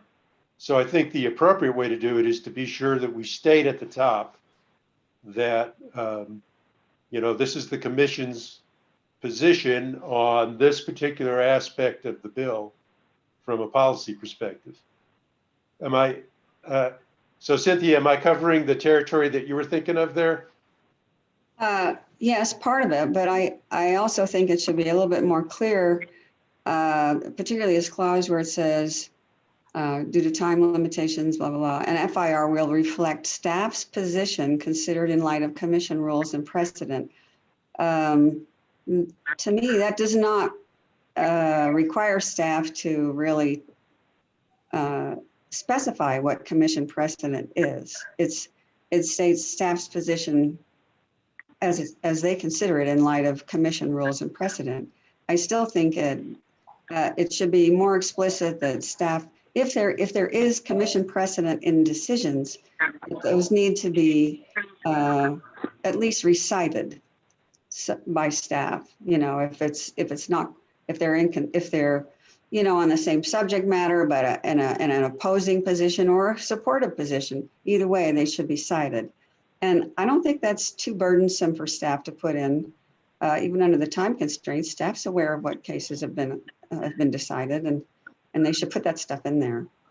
Because, as I say, the legislators need information, not just about what staff's position is, you know, individually, but what the commission has decided and what its policies are that they embrace. So I would say both from our judicatory record and what we unanimously support as policy needs to be reflected in the FIRs. Other discussion on this? Did I hear Commissioner Byrd in the background there? No. Oh, okay. Well, any other thoughts on this one? Mr. Chairman, if I may. Sure. I know Mike had already referred to it about having to hold a special meeting. You know, in our experience, you know, the FIR requests come from the Legislative Finance Council, right? Legislative Finance Committee. And they do explain that a response is required within 24 hours. Then I work with the appropriate staff members that have worked on the subject matter or the bill. If it's a telecom bill, obviously it's going to be like Mike Ripperger and his group, which we currently already have a couple of bills that we're tracking. And as soon as that FIR is drafted, I immediately send it out to the commissioners and ask for a review and response. And that's what I've done in the past. In fact, I have on my communications with Chief of Staff items this particular discussion. So we can talk about it now, or we can wait until then, not to get into the weeds of it, but just to inform Commissioner Maestas and remind the rest of the commissioners about the process internally, as we do give the commissioners an opportunity to review and comment on the FIRs. Obviously, it's in a very fast-paced, fast-tracked environment. And typically because of that, I don't get a whole lot of responses, and that's what it is. But the other issue is when a bill is introduced in between commission open meetings, that 24-hour period restricts us, right? And limits our ability to really vet the bill, get an analysis done internally, and fill out that form appropriately. And so that's why in our division director meeting, we kind of talked about this, and I reminded staff that, be prepared to respond in a very prompt and timely manner so I can get it to the commission in an appropriate time, hopefully to allow a response for those that want to make a comment, and then get it submitted to LFC within 24 hours. Now, we have experienced a situation where if an extension of time is needed, and I'll reference the ETA bill, there was no way we were going to get an FIR done in 24 hours on that bill, especially with the length of pages that we had to review.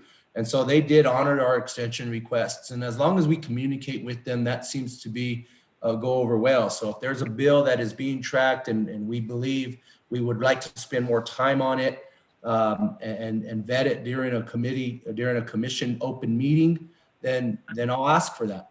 I'll ask for that extension. So we have that option available to us during the legislation. So just a couple of points, just to clarify and revisit, and based on what Mike had already said, it does raise somewhat of a concern for me to make sure that I'm implementing commissioners' concerns appropriately, and I'm making sure that the FIRs get filed appropriately. Obviously, I get the FIR request. I also respond per their instructions within 24 hours. And so I just want to make sure in this resolution What are the means and methods that I need to adopt to comply with what the commission is asking? So historically, just a little bit of background for Okay. reminders. So, Jason, for you, specific question. It is super fast environment, and it's impossible for commissioners to read through all the legislation to often get a comment back to you with everything else that's going on.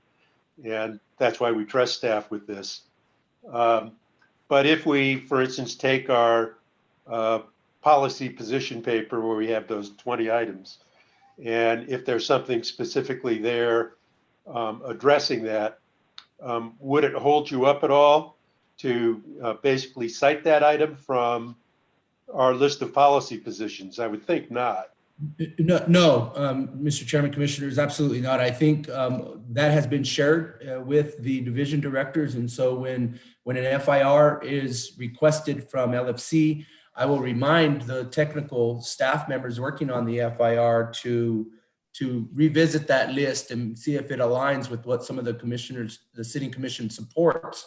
And when I forward that to the commissions for review, I will try to put an asterisk in my email. You know, this appears to be in line with item number X from the list of commission approved legislative policy matters.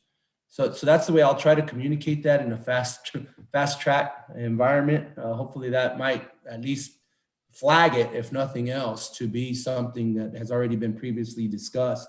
Honestly, I don't know, and I can't say for certain, but I don't know that staff should be drafting an FIR taking a position on any legislation. It's simply a fiscal impact report and an analysis based on our expertise and understanding of how it could potentially impact the PRC.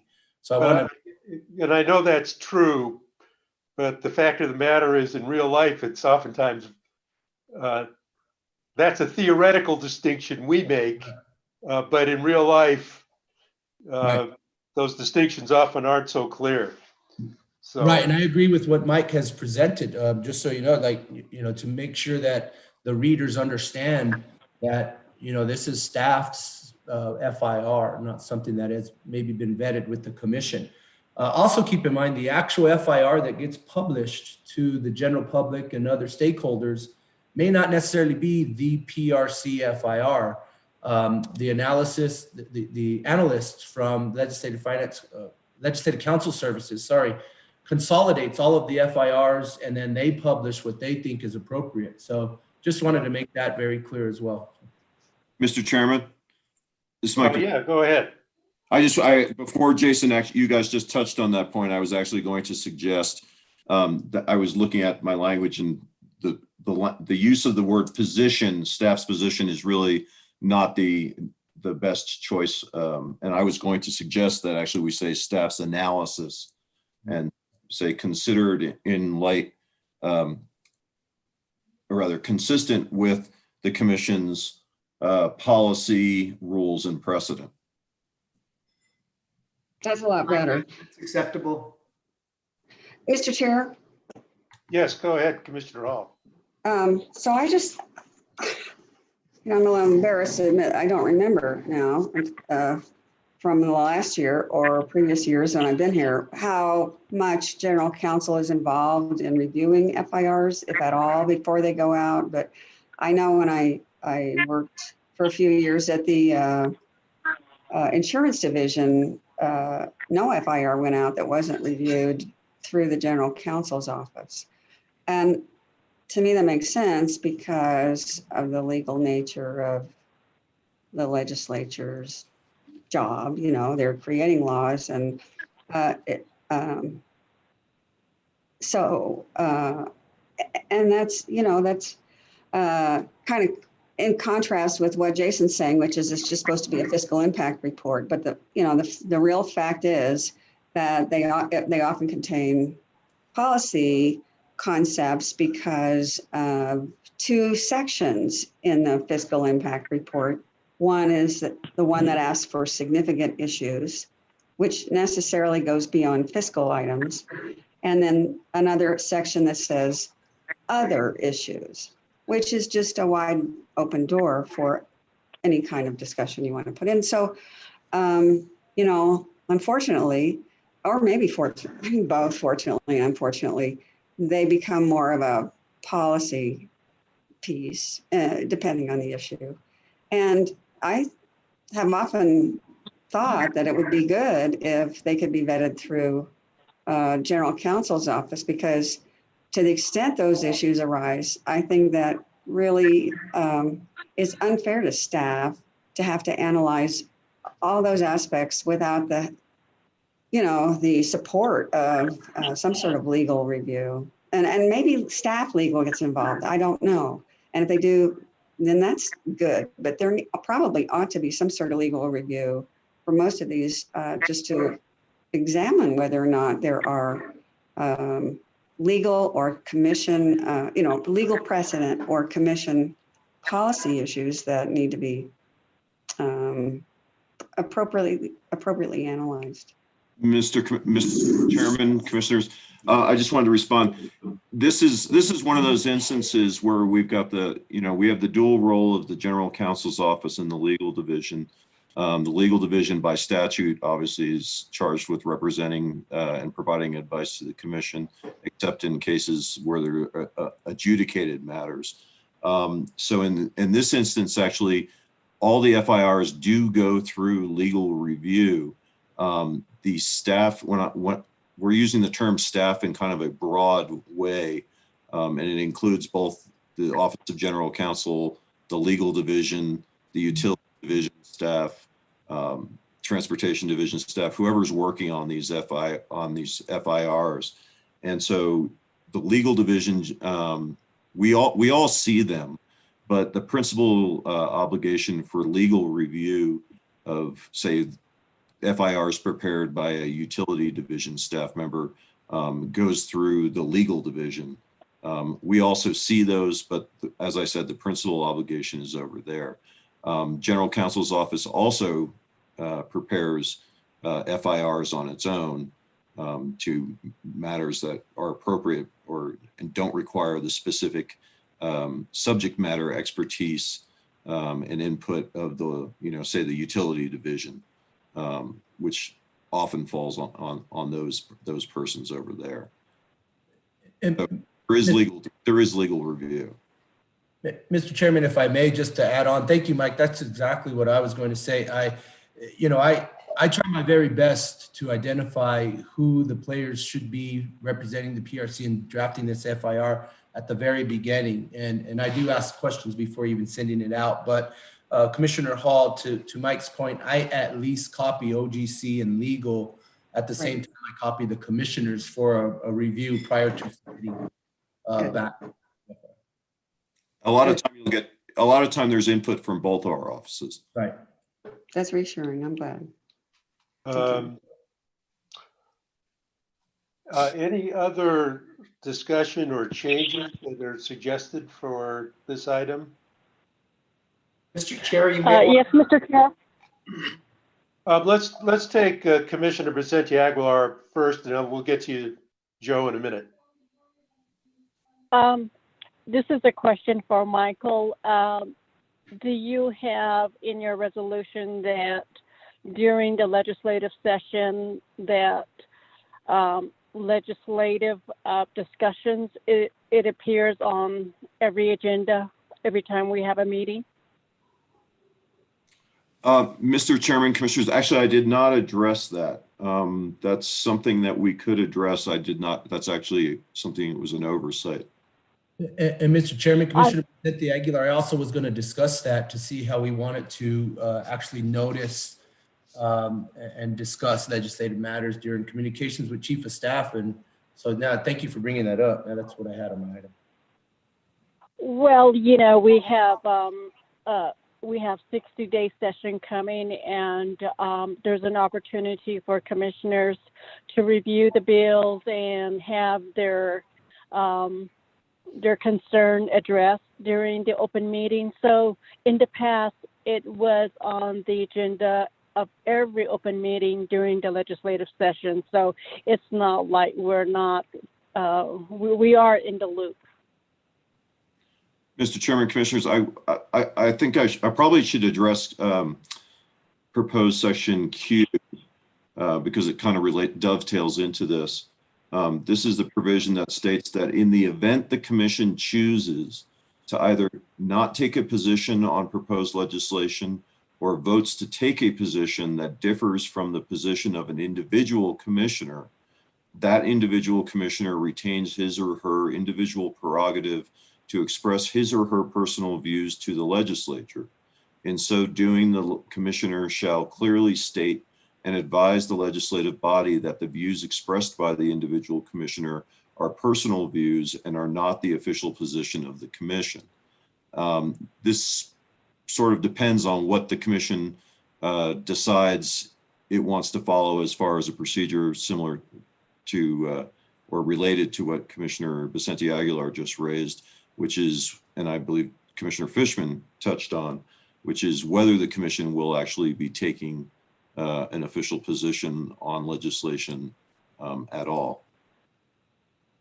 Mike, why don't you scroll that up so the public can see what you're talking about? Thanks. Sorry, Jason has control of this. Oh, sorry.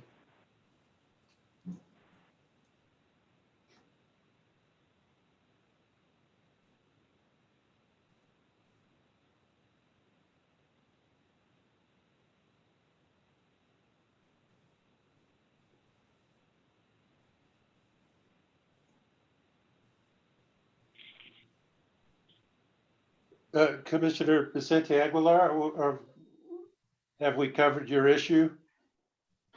Yes, the general counsel's office said Jason has control over it, so we will defer questions to him when we get to that item. So Commissioner Maestas. No, I was going to ask that we scroll the doc, but I had a comment on Q. If we state our individual position as a commissioner, let's just say we're in a committee meeting and we're simply observing and we're called upon,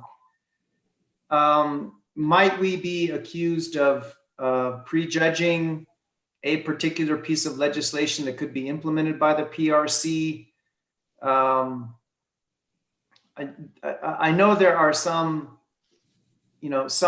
guide rails on that, and this seems like we're free to express our personal opinion, with the proviso that we're not expressing the opinion of the commission, or if we're asked to comment on something that is not in our list of policy issues. So should we add a provision here that we should self-police or consider making remarks on pieces of legislation that could very well be implemented by the PRC? Because I don't want to make any statements. We're going to be asked to do that, and I want a clarification because I don't want a certain entity that is in opposition of my personal view. And I guess, is it my personal view and not my view with my commissioner hat on? But I would hate for an entity to take an adverse position on any statements I make on a piece of legislation as a commissioner, a single commissioner, and then be asked to recuse from any kind of matters that come before the commission that pertains to that legislation, assuming it's passed. So that's a great question. Mr. Chair. Mike, well, go ahead, Commissioner Hall. Well, I was just going to say, I think the prohibition against prejudgment pertains to adjudicated cases. We're not supposed to prejudge how we would decide in an individual case. I'd like to hear Mike's opinion on this too, but that's how I've conducted myself. And if we're just rendering an opinion on legislation, that's policy, and that's, I think, within our prerogative. But I'd like to hear more from Mike as well, if he has any differences with that. So I'll make a quick comment before Mike does, because it'll throw into the pot for him to what he states. What I've been doing is presuming that whatever law is passed, we're going to follow it. And I think that our hearing examiners do a terrific job of that. And, even if it's something that they may not personally agree with. And I think in general, the commission's done a really good job with that. But again, it gets to be a very fuzzy line about when you're impacting the functioning of the commission and what's policy. And at some point you get so muzzled that you can't even have a discussion. And so my take has been, and it may be wrong, so I'm certainly open to hearing this discussion, is that, gee, if I have a feeling about a certain policy, I'm not shy about saying it, but that when it comes to an adjudicated docket, whatever the law says, that's what we're going to do. And it's unique because part of our job is judicial, but when we get involved in rulemakings and so many other things, you really do start to touch on agency operation and policy. So it's unique. It's not like a judge, at least in my opinion, where you need to make this absolute, you don't talk about policy. We're kind of a mix. And I will say that legislators are often confused on that as well. So there's some legislators that really want to hear your opinion, and there are others that say, no, they bring up your point, Commissioner Maestas, you guys are judges and you shouldn't say anything about any of this stuff. So there's a really broad range of opinion on it that I encounter. So with that, Mike, give us the truth. Mr. Chairman, Commissioners, I think you all hit on very pertinent issues that are involved in this. And ultimately, I mean, what this subsection is intended to address is exactly where you're going on this, which is each commissioner has their own personal views and their First Amendment right, notwithstanding their position as a commissioner, to express their views about pending legislation, about how the law should be formulated. Obviously, the legislature retains the authority to determine policy and incorporate it into the law. But everybody, including commissioners, has their personal First Amendment right to express their views on that. And the language of this provision is actually consistent with our personnel policy, which provides that even our staff members have the, notwithstanding that they may be over at the legislature officially acting as a lobbyist, if they're registered as such for the commission, and in an official capacity, they still retain their personal ability and rights to express themselves in front of the legislature, provided that they clearly identify and distinguish between the role that they're acting in when they speak. As far as the effect it would have on your ability to carry out your role as a commissioner, even judges are not required to be blank slates with no views on matters of policy or the law. I think you can see, our Supreme Court justices, United States Supreme Court justices give speeches to various groups and comment on matters of policy. The question is whether you can fairly apply the law, as Commissioner Fishman was touching on. Obviously, to the extent, apropos of what Commissioner Maestas was asking, to the extent that you express your personal views on something, that always raises the possibility that somebody will seek to recuse a commissioner or based on their expression of their personal views on legislation.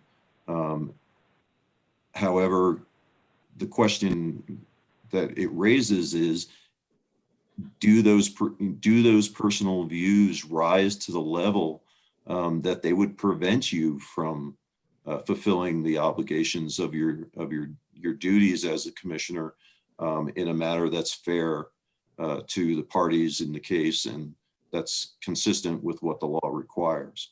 So I can't tell you that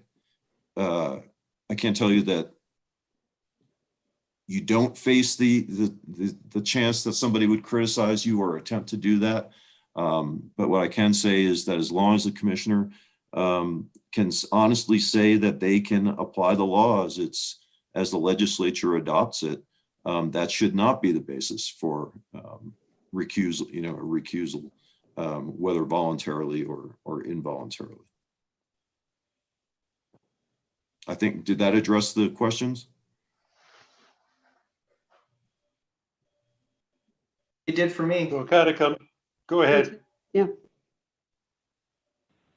Go, Commissioner Maestas, I think, go ahead. No, I'm just, I'm agreeing with Mike Smith. The gospel according to Mike, amen. It's kind of use your judgment, which usually is where he ends up. Commissioners, I would give you the one caveat on that, which is in terms of the danger of this coming up is somewhat raised when the legislature considers bills that relate only to specific instances. They're not supposed to pass. The general idea is that the legislature is not supposed to pass what's described as special legislation that affects a specific entity or a specific situation. But that's not a strict prohibition. If the legislature can pass special legislation, if the only way a situation can be addressed legislatively is to pass special legislation as opposed to legislation of general applicability.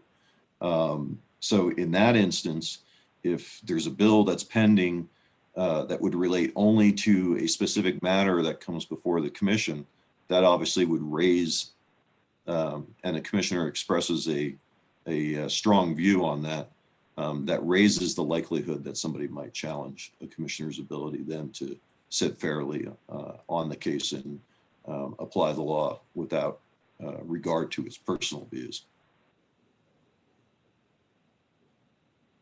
I wanted to just real quickly go back. We bled into P there, but we hadn't totally finished O. And I wanted to just talk through a couple briefly real life situations. Not to change O, but just to be sure we're all clear on what it might mean in a particular circumstance. So again, I'll just talk about my own behavior, which again, if it should change, just let me know. Is that on a particular case, I feel pretty comfortable talking to our hearing examiners about issues coming up in those cases and what my concerns are. And when you have a concern, it telegraphs, what you're, where you might come down on an issue. You have to have a point of view to be able to ask a question. So I just want to make clear that what I've been doing is felt very comfortable being able to discuss with a hearing examiner an ongoing docket and what's going on with it. I've been very comfortable discussing the questions I would ask and why I want to ask them. So my first question is, but I'm also very, I try to be very clear that in asking those questions, I'm not telling the examiner what I think their decision should be. I'm just trying to be sure we get those issues covered in the docket and get it on the evidentiary record. And regardless of what my opinion is, I still want that hearing examiner to render a recommendation that reflects their opinion, not mine. I just want to be sure certain evidence is on the record. Is that, are there any issues regarding that other commissioners or Mike you would want to bring up? Mr. Chairman, I'll respond just quickly, which is the key language that I included in there, which I think addresses that, is there's obviously no problem with commissioners discussing a matter with the hearing examiner, as you're describing. The language that I inserted in there that would be a problem is when a commissioner, trying to find it where I said it, exerts undue pressure or influence on a hearing examiner. I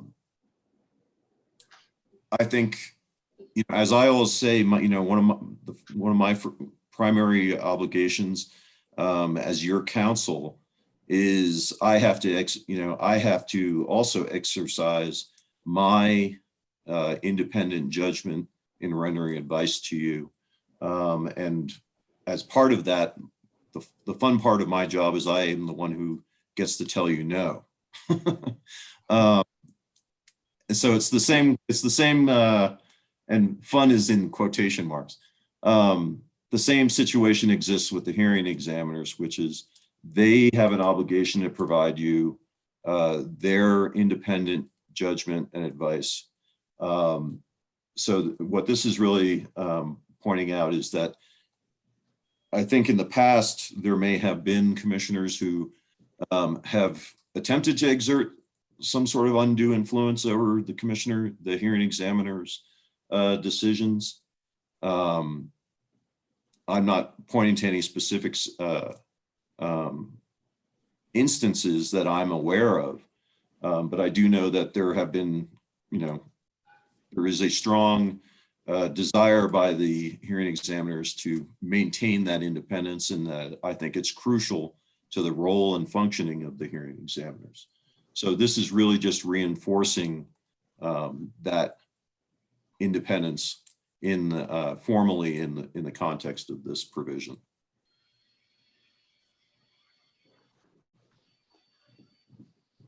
Any other comments or thoughts from commissioners on this one?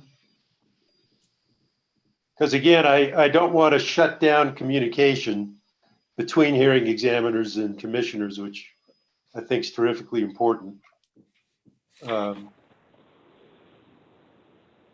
ahead, Commissioner Maestas, did you want to speak? No, I was just going to say, thank you for that true confession. We went from the gospel to right to confessions. And so we absolve you, Mr. Chairman.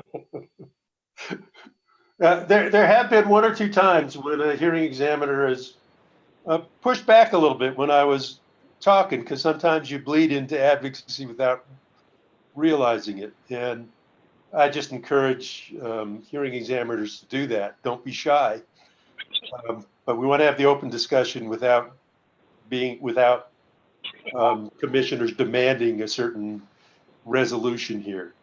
And we do want that independence is crucial. Mr. Chair, no, I would just echo your concern. I wouldn't want to not be able to talk to hearing examiners, because I always learn something when I do.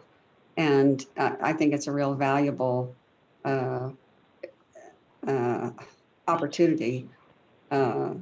So definitely, I definitely think they should not be subject to undue pressure or influence, but I also agree that they should say no to us or whatever if they disagree, and they do. I mean, they're, yeah, which is good. I love it. I don't want them to be circumspect. If they disagree, I want to hear it, and I want them to make me think harder. Right. That's why we need them to be independent. Right.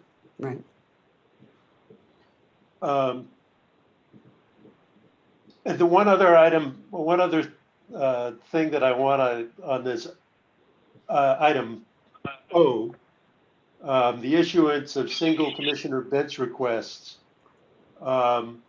should be in the period before an evidentiary hearing is completed. I just want to point out that I agree with that language.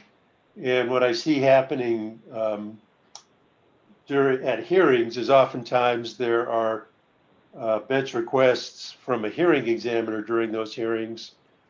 And a couple of times I've issued bench requests during those hearings. But once a hearing is completed, I think it's absolutely appropriate to say, hey, that's the deadline.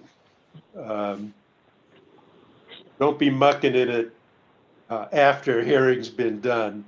If you're interested in a case as a commissioner, get involved early enough that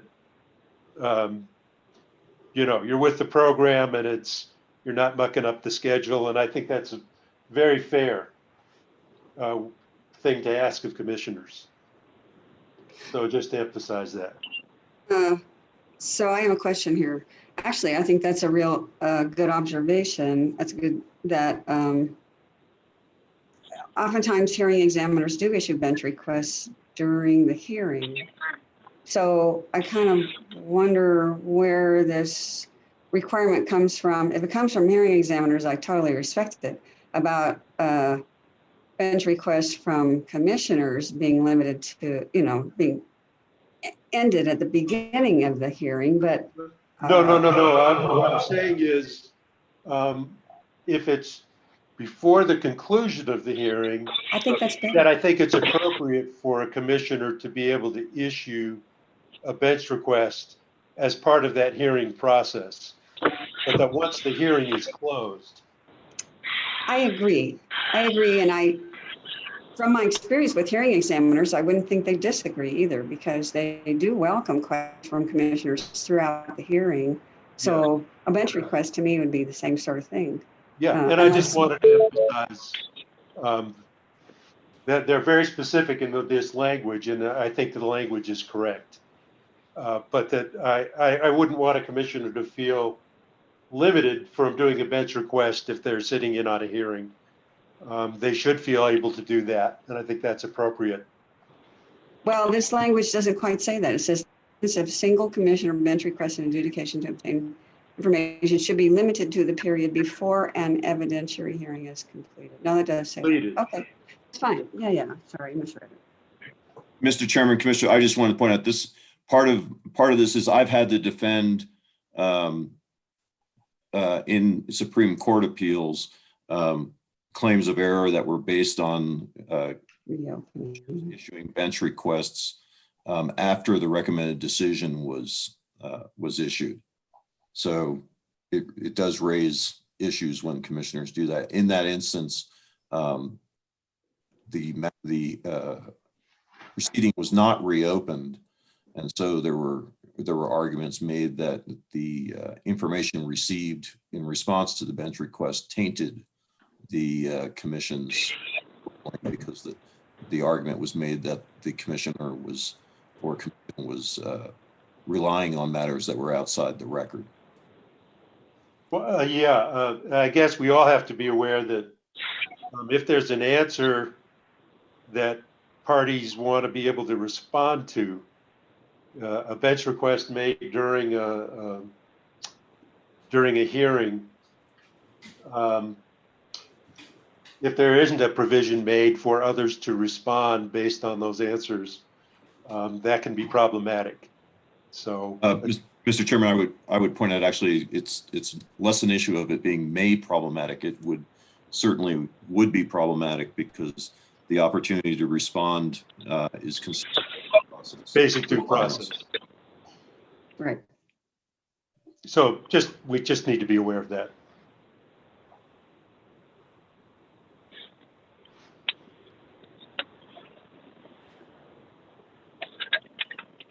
Okay, anything else on ONP?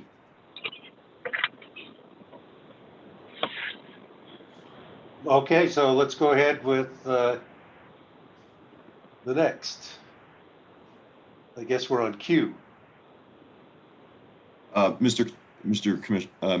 Chairman, we covered Q also. Oh, okay. Then we're on R, which is pretty straightforward. Any other comments that people want to make or revisions on this document, which again, I just want to say, I think some terrific work went into it, and I want to compliment Commissioner Maestas for really pushing the ball forward on this. Thank you, Mr. Chair. And, just before we vote on it, I want to thank Mike and his staff too for, working with me on this. But I think that, the broader message is that, this protocol is not just a piece of paper. It's our message to the state that we're ushering in a new professional culture in the Public Regulation Commission, which is, I think we all know what the premise was on House Bill 11 that tried to force a reorganization of the PRC. And so this protocol is saying there is not an emergency, and this new commission is capable of professionalizing the environment, insulating staff from politics, because that was another primary message behind House Bill 11. And so, as one of the lame ducks here on this elected commission, we're not just going to keep our seats warm. We're going to be proactive and lead this commission in a much better state than we found it. So I'm really proud of this, and I hope that my colleagues agree to vote in favor of this protocol. The last comment I have is that there's nothing in there in terms of enforceability. But I think, as what's been said in the past, I mean, we're all individual commissioners. We know what our guide rails are. And so I'm going to put faith in each of us to self-police and enforce the very provisions, not just of this protocol, but on the code of conduct that we adopted in the previous meeting. And so let's not forget about holding ourselves accountable, because that's what this is about. It's about accountability. It's about professionalism. It's about stabilizing the organization.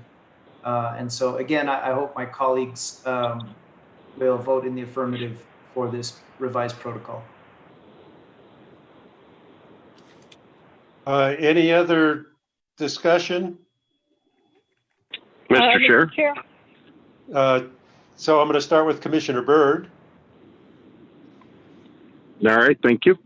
Just a quick statement that this just puts in writing what I've been following since I've been here. I fully support it. It doesn't change anything for me. It just puts it in writing. Thank you. And I will comment that my experience of working with you, Commissioner Byrd, is that this is the way you operate, and that's so it's not you saying it. It's I agree. Commissioner Vicente Aguilar. Thank you. Yes, Mr. Chair. We keep talking about outside forces. We keep talking about bills that were introduced in the past. I think the true work that's being displayed is provided by our staff members. They did it, not the commissioners. Every one of our staff members, I always want to empower them. I want to empower the women staff members. I want to empower the diversity staff members. They're the ones that have distribute the envelope to the public that we can function professionally, not the commissioners, because we go back and we call on our constituents and we respond to our constituents. That's our job.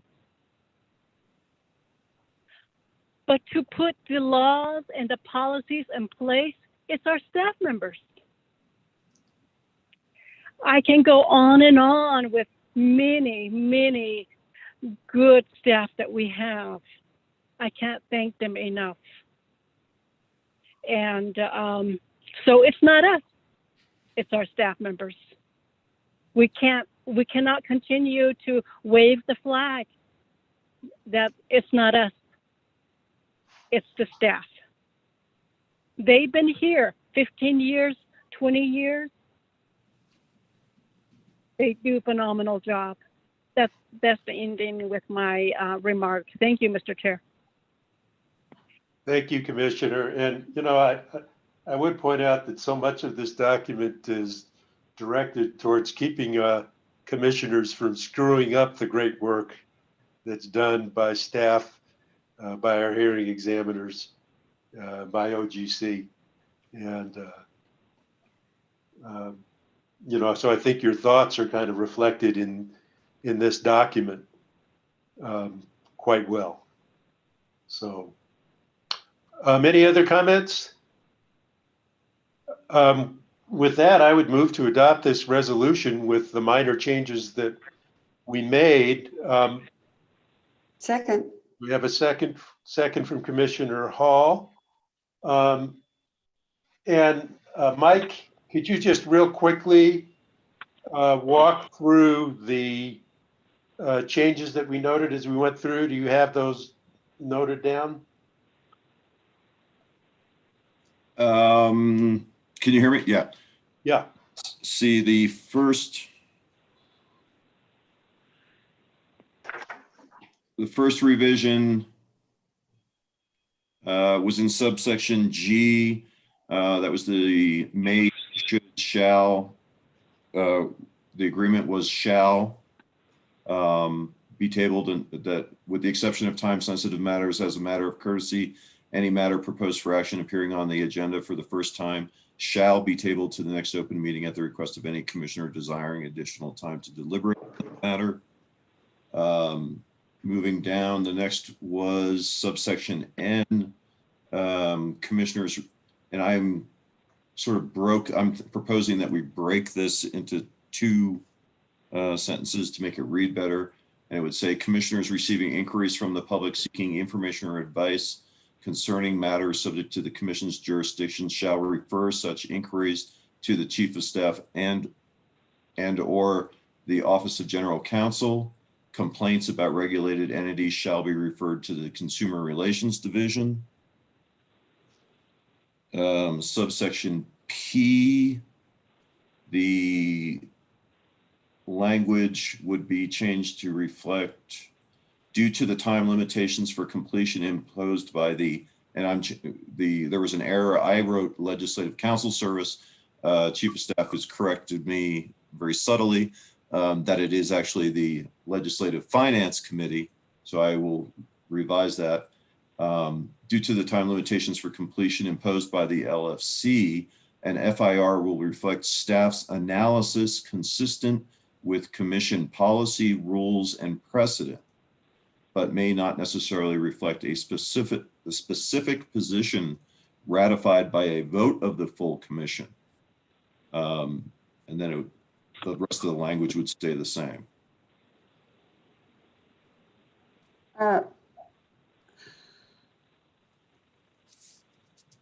Was there a comment there? Well, I guess not. I had asked that we have some specificity, but I guess switching to the word analysis can capture that. Yeah, that's fine. It's fine. I also thought that we were gonna, Mike, maybe you just said it and I didn't hear it. Going back to, let's see, N, paragraph N. I thought we were going to include general counsel in the list of references of those inquiries. Mr. Chairman, Commissioner, I did. It now would read that commissioners receiving inquiries from the public receiving information or advice concerning matters subject to the commission's jurisdiction shall refer such inquiries to the chief of staff and or the office of general counsel. Okay, okay, fine. Well, sounds great.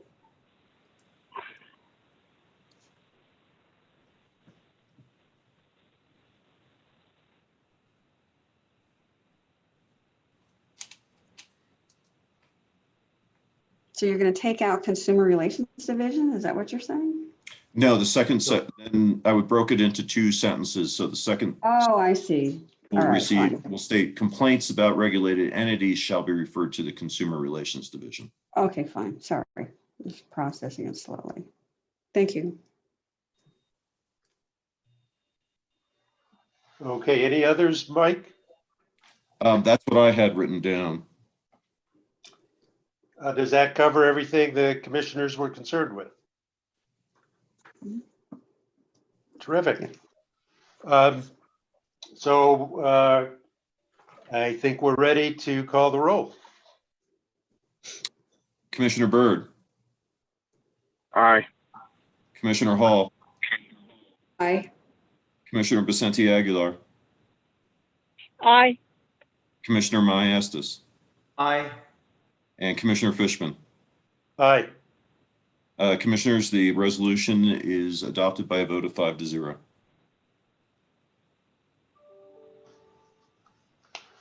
Okay, on to the next item. So this was the setting priorities work plan. And that's, yeah, that was my item.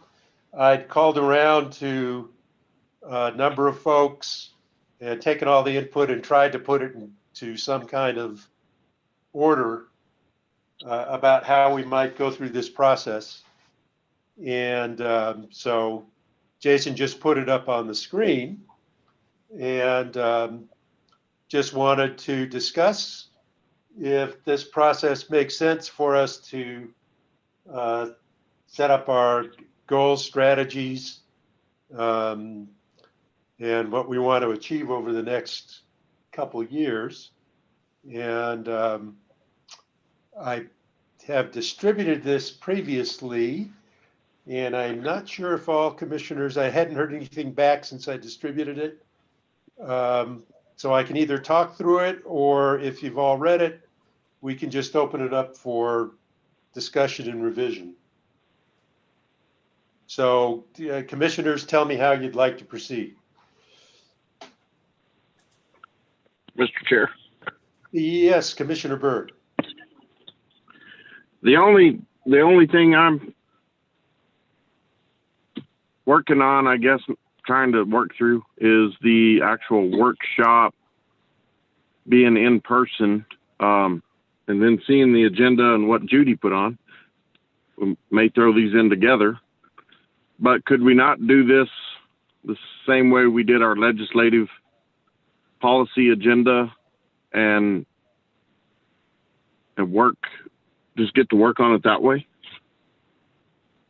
So first of all, I'm seeing this, you said in person, and I'm seeing this being done through a Zoom meeting.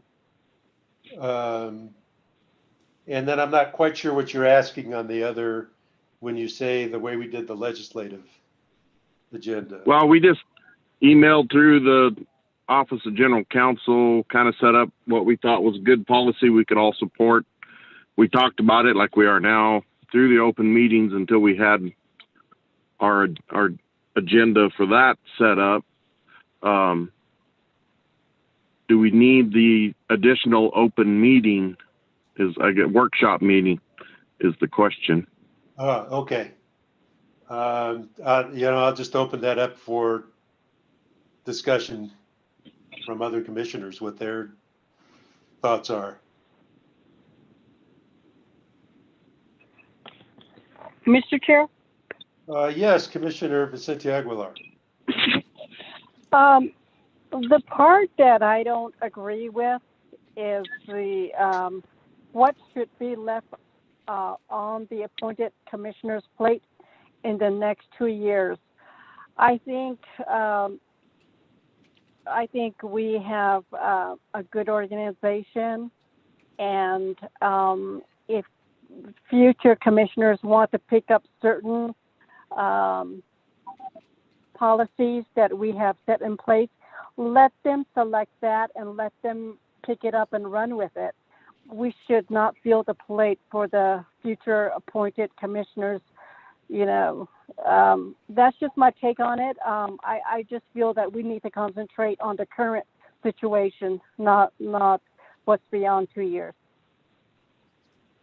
Yeah, sorry if that wording is misleading. I think my intention there was just to say, what is it we want to have accomplished by the time they come in?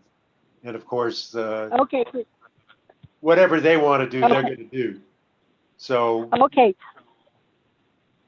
Thank you very much, Mr. Chair, for clarifying that. yeah, I apologize if that was confusing. Any other comments, thoughts, Commissioner Maestas? Yeah, Mr. Chairman, I maybe to provide, better guidance to the staff and maybe the division directors, we should probably provide kind of a timeline, for when departments and commissioners should, submit their critical objectives, needs, and wants.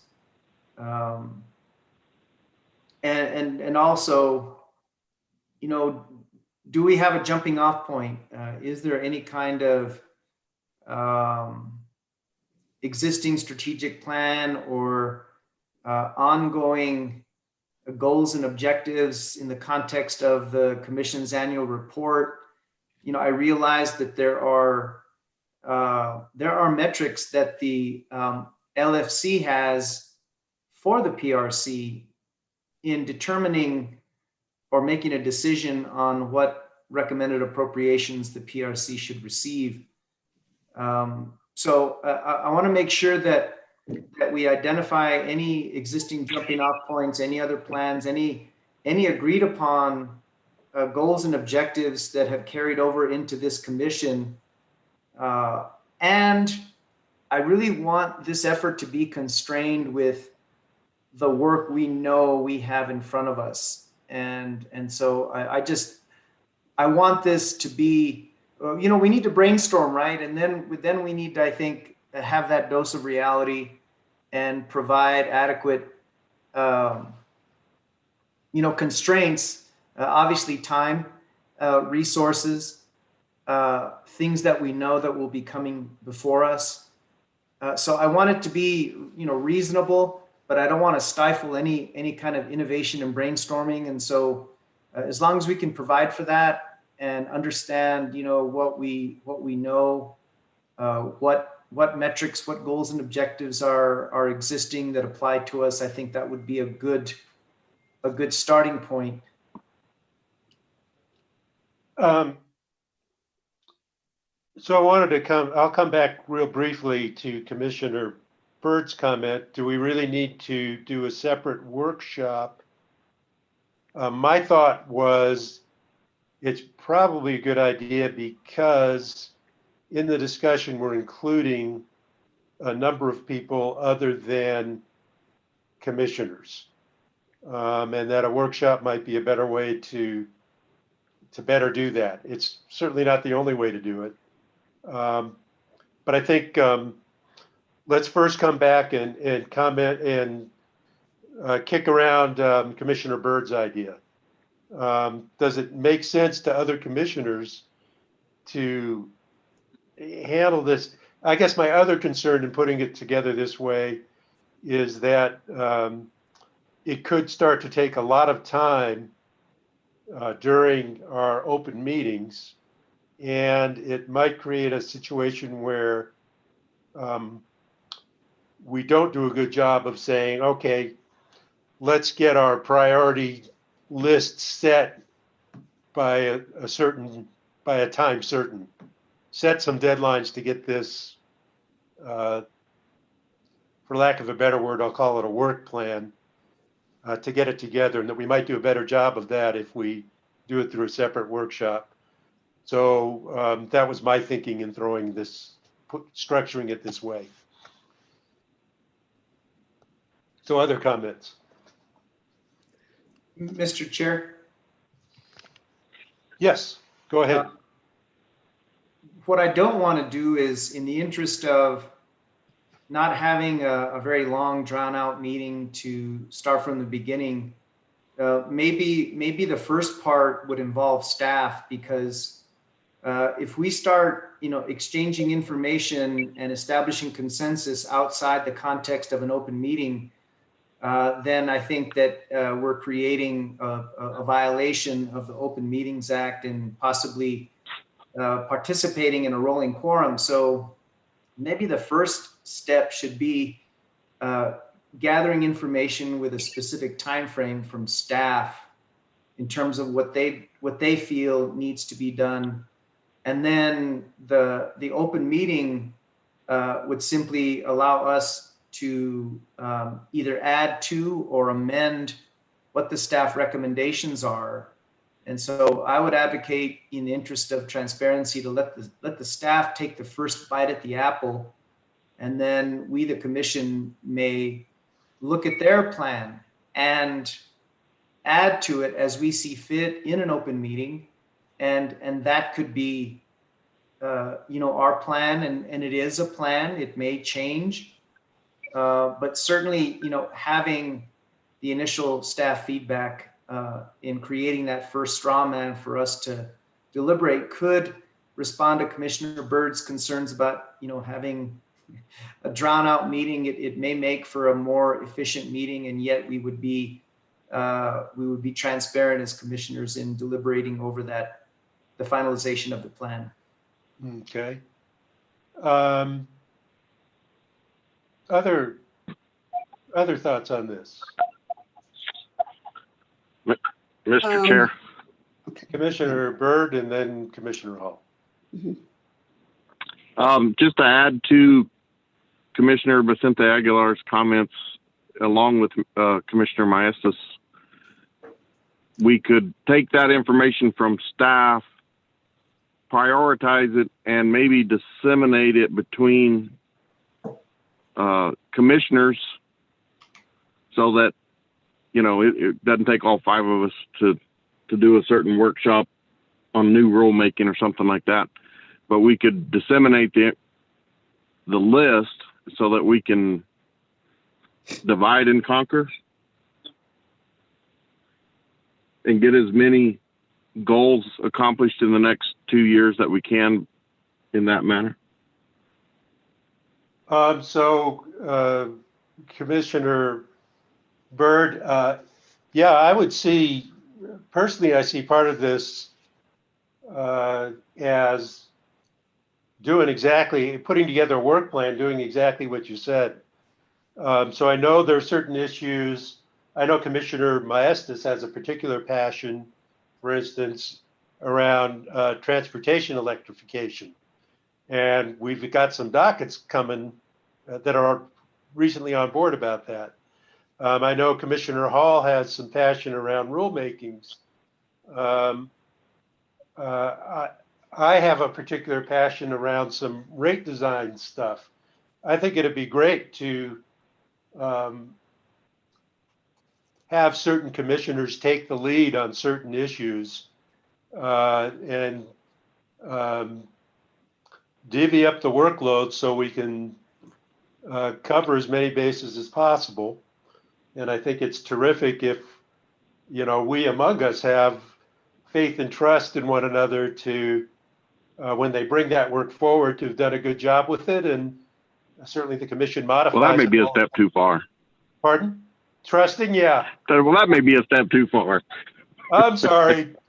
So I would see that as a very specific output of what we do here, is that we would acknowledge kind of officially, so-and-so, such and such commissioner is going to take the lead on these issues and bring them to the whole commission for policy decisions and how we address it. And to me, that's maybe the primary goal of going through this process. If that makes sense to others. Makes sense to me. It does. And yeah, in the steps here, I'd ask that everybody throw down their ideas ahead of the meeting so that we could look at it. I think that we've kind of heard some fine tuning of that idea, is that before commissioners start throwing down a bunch of ideas and kicking them back and forth, let's get staff and OGC responses. Am I hearing that correctly? Okay. Yes. Yes. Or I'm hearing the same way you are. And to me, that makes perfect sense. No problems there.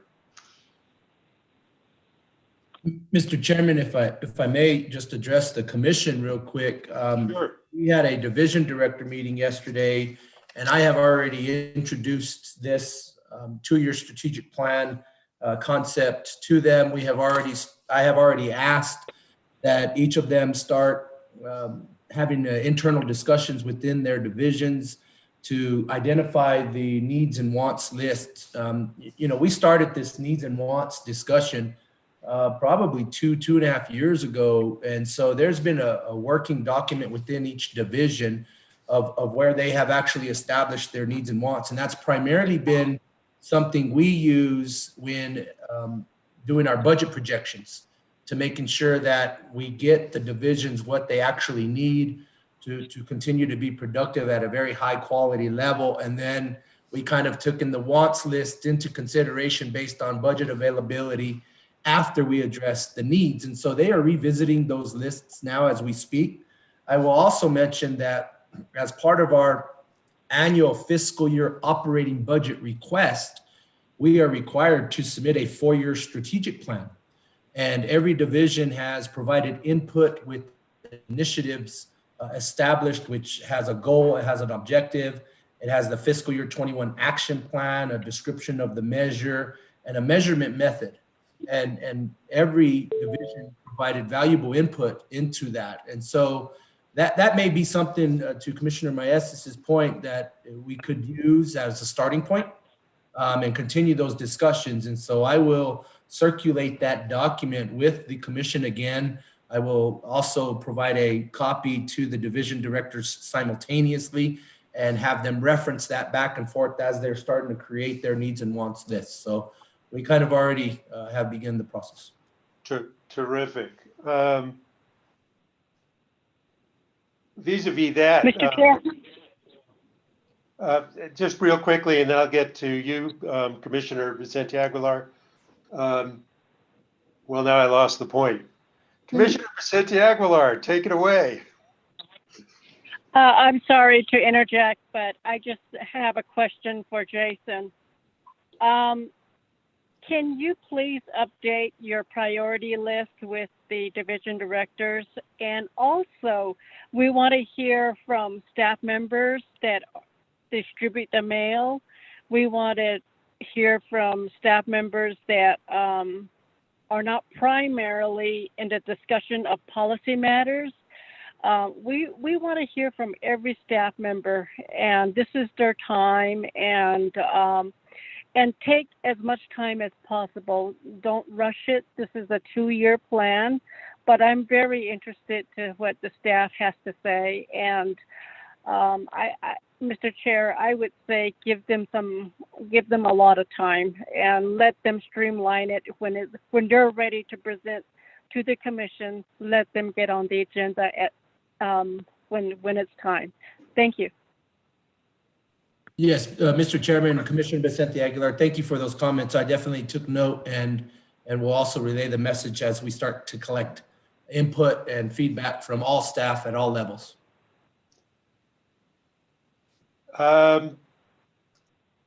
Commissioner Maestas, I think you. I just, again, getting back to my request for really a time frame. So Jason, how much time do you think staff would need to get us, that plan, so we can schedule our workshop, and then we can decide how we want to maybe amend the chairman's initial plan to really start, creating this strategic plan based on staff input?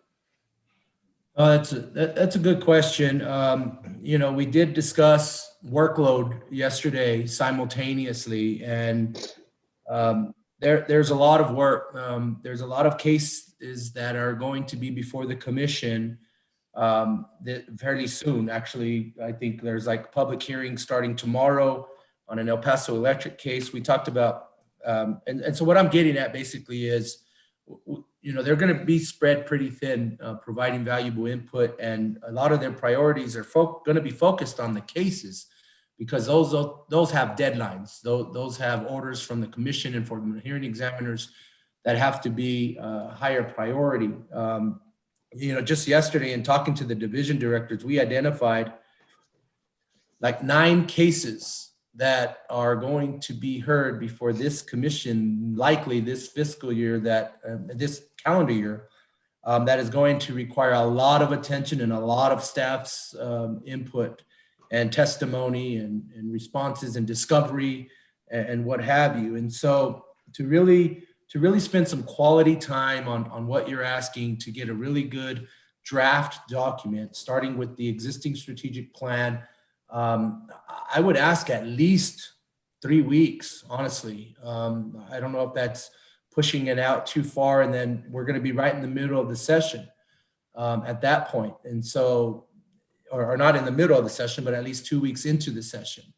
And so a lot of my energy and focus is going to be there, but I will continue to be the liaison between commission and staff and gathering all of the information. The fact that I've already initiated it and we have a benchmark, hopefully they can find time in between to address our requests. The fact that we have kind of a layout of what the workshop will consist of, like I said, 2 to 3 weeks, I think should be sufficient in me getting back a report to the commission and the task force, whoever else is assigned to be taking the lead on each of these items, is what I would ask. Now, for other division directors that may be on the call, I would defer to them if they have something different in mind, because I definitely want to ask them their advice on how long this might take. So, I know the caseload is what is really going to be absorbing most, if not all, of our attention this year, along with the legislation that we're anticipating and expecting. Mr. Chair. Commissioner Hall.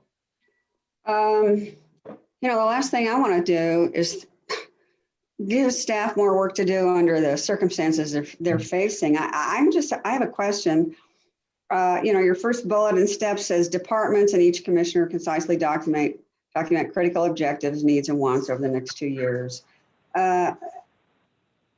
From the description Jason has given us from the about the document they've already created about their workload going forward, maybe that would be sufficient to start with. I mean, obviously their needs and wants have to do with accomplishing their work. I mean, I think that's what this whole effort is about, how to get the work done in front of us, which is to decide the cases that loom in front of us and, perform other work that's related, such as rulemakings, or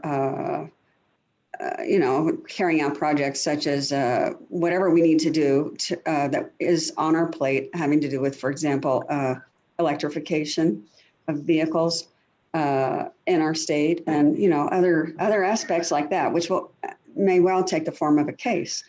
So if we have this kind of information already set out in a 4-year plan from Jason, I think we could start with that. I mean, because I hate to see a delay of 3 weeks with an additional burden put on staff when we might do just as well with what they've already got together. And Mr. Chairman, if I may respond, Sure. Commissioner, yeah, it's right on point with scheduling. I was suggesting that we start with that strategic plan. Yeah. And allow the divisions to discuss internally and get input from all staff at all levels and revisit this needs and wants lists that they've been maintaining over time, and basically merge the two documents, update it, and give you a single reference as a draft moving forward. And so, I think that would be the most efficient way to initiate and proceed moving forward. I guess I don't understand what you're going to capture that isn't already in your document.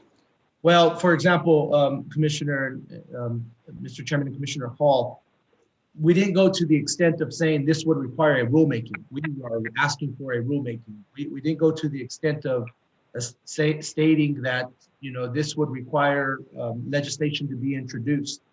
This would require, appropriate funding. Some of the items that we talked about yesterday that I've already mentioned is, to ensure, obviously everybody knows, appropriate funding at all levels. We want to revisit the staffing levels. We want to revisit what rulemaking needs to be initiated and addressed by December 31st, 2022.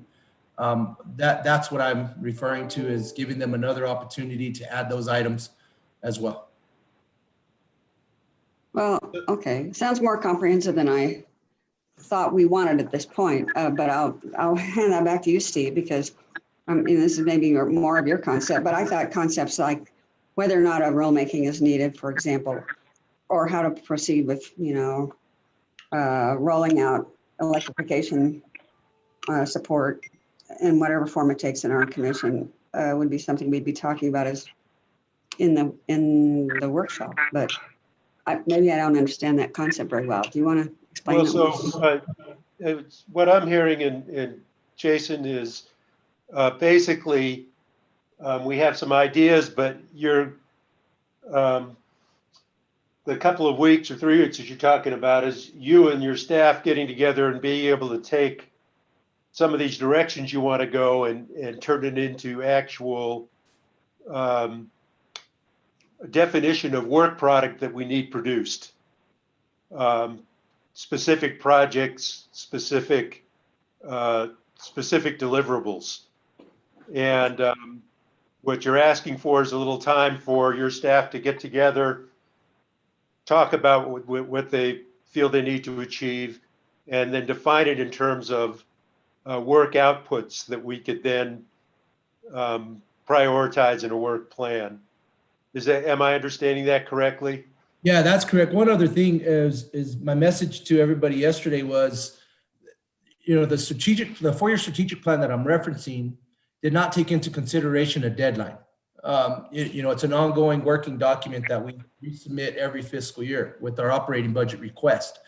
What my message to them is we need to make sure that we identify achievable objectives and goals, tasks, something that we can actually be successful at accomplishing over the next 2 years with this sitting commission.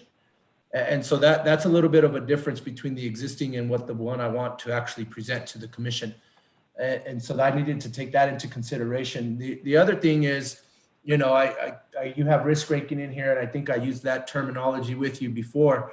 And what I've said is, what's the low hanging fruit that's not going to take a whole lot of energy, that's not going to take a whole lot of resources, that is definitely achievable and something that may have already been initiated, or maybe something that we can do within a 3 to 6 month time frame. Or what's going to take a little bit more, including resources and from the agency ourselves to accomplish, which that likely is something, as an example, legislative matters. We would have to find sponsors, we would have to draft a bill, we'd have to get it introduced, and likely it would have to be done this 60-day session, because next year's a 30-day and it's either germane or budget related or on the governor's agenda. So our chances of getting something on there and meeting that 2-year deadline is not likely if that's what's being proposed. So yeah, I just think a couple of weeks to just continue these discussions with staff would be appreciated and I think needed so we can really button up and get you something that the workshop can actually take into consideration, and then add a schedule or add resources, make assignments, identify any high, medium, low risk to the agency. And if it's a low risk, is it that important? I don't know. That's, I guess, what would be discussed at the workshop. Well, Mr. Chairman, can I just say something? And you know, and I don't mean to seem to be contrary to Jason at all, but everything you just described is contained in your workshop agenda. And so you know, I mean, we don't need to do this twice, it seems to me. And so, you know, if you look at the agenda, you wrote, Ms.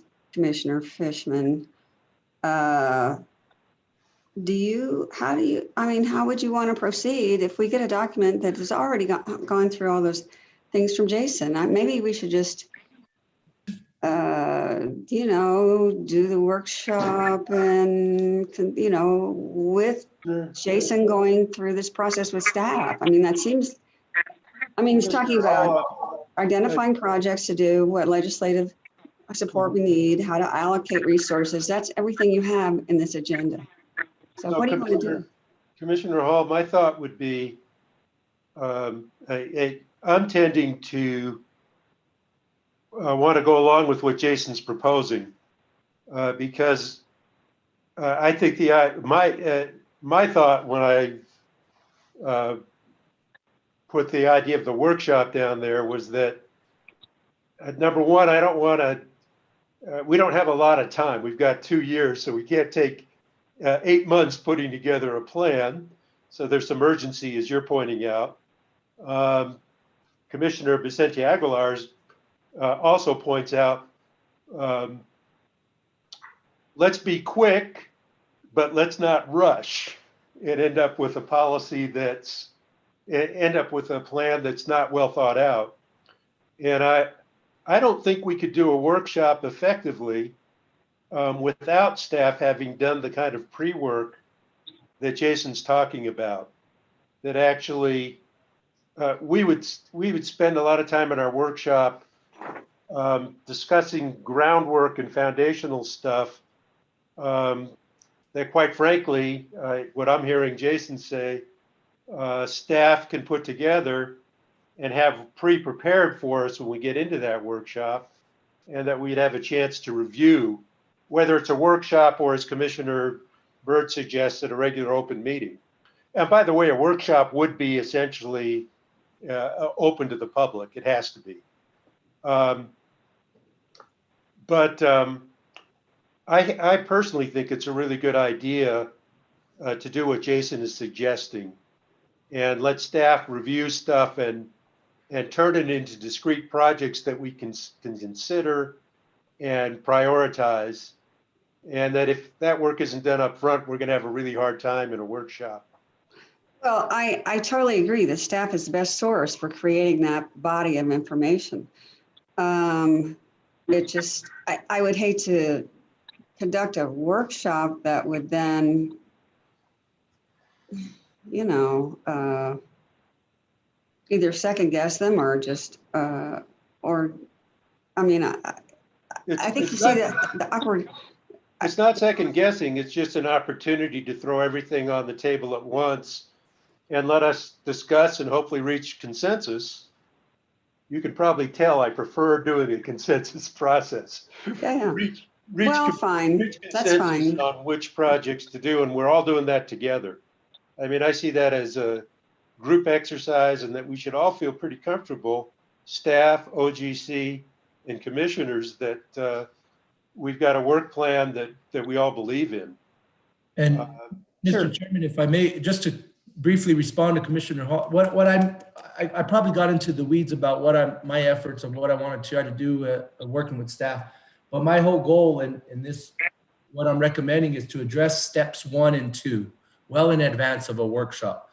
And so I have this information available to me. I have it available to those that are contributing to the work plan, to make sure that they understand that at the workshop, this is what's going to be discussed. So make sure you spend quality time in identifying your critical objectives, your needs and wants list. If you know that you want something and it's going to be risk ranked at very low, it's probably not going to be getting any attention. So be careful just take the time and make sure that it's a quality product, a good quality draft product that we can digest and discuss these details on the agenda during the workshop. So I should have been more clear. I apologize. Oh, okay, fine. Well, going through points 1 and 2, I mean, you get through at least to the legislative directions, which I think is good because, as you say, if we want to really get any help from the legislature, we need to do it sooner rather than later to be able to get some help in this session. And I don't know what's in your mind, but what pops into my mind is funding for additional staff resources, because that's something that just seems to hang over us, has for years in terms of getting all the work done that we need to do. But that's just my thought. I don't.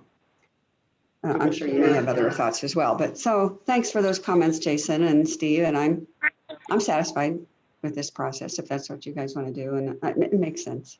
Commissioner Mastis, it looked like you had a comment. Yeah, Mr. Chair, you know, my initial comments were, I really think we need that reality check from staff, right? Yeah. But I think it's perfectly within our purview to engage in priority setting. Now, I don't think for a minute that 2-year plan is going to entail accomplishing everything in there in those 2 years. There's many things that this commission has to initiate in the next 2 years that we know will carry over. Correct. And so I want to make it clear that this doesn't include full accomplishment of the final contents of that plan. There are going to be things we must initiate, and staff resources are going to permit the time frame of those. And so let's be clear about the true constraints of this. It has to be visionary and even include some carryover into, you know, the appointees. And so I just want to make those comments, but still preserve the prerogative of this new commission to engage in priority setting, but it has to have that reality check through the low-hanging fruit and other must-do work that staff has to engage in. And the other thing too is, if we engage in our priority setting, perhaps the last part of the process will be for Jason to say, hey, commissioners want to do this. Is this something that's realistic? Can we initiate it in the next 2 years or even complete it? And if the answer is yes, then that is our combined plan that has staff input and commission input. I'm at OGC. Mike, we've talked about staff, but we haven't talked about you guys yet. Thoughts on we've heard Jason's thoughts on how he'd like to do this. What are your thoughts, Mike, on how OGC would do this? Well, our objectives are really not driving forces. I mean, we advise the commission in terms of how you're going to be doing a lot of this. So,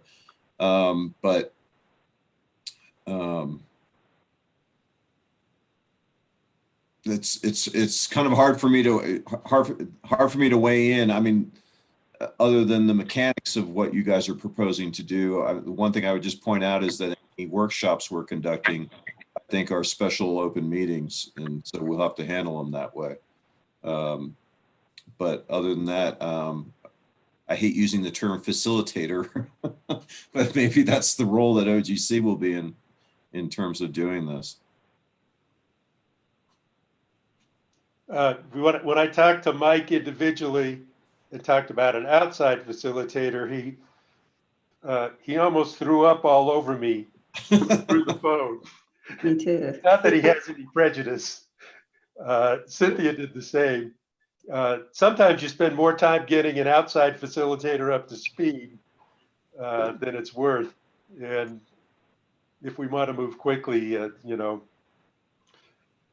might be the way it goes. So, Mr. Chair, can we set maybe a deadline, a general deadline for staff to submit their plan? I mean, if it's 4 years, no big deal. Send us the 4 years, and we'll focus on the 2 years, the 2-year part of that 4-year plan. But let's I think a deadline, and then we can get this process go. Right. So I agree. Jason said 3 weeks. Cynthia's sounds like she'd like to move quickly. Again, I'd like to move quickly as well. So Jason, I guess what I'd ask you for is, the quickest reasonable time frame that you feel you can do a decent job, a good job, not just decent. Mr. Chairman, Commissioners, I will work with staff. I will try to have something that we can discuss and vet and possibly schedule a workshop by the 27th.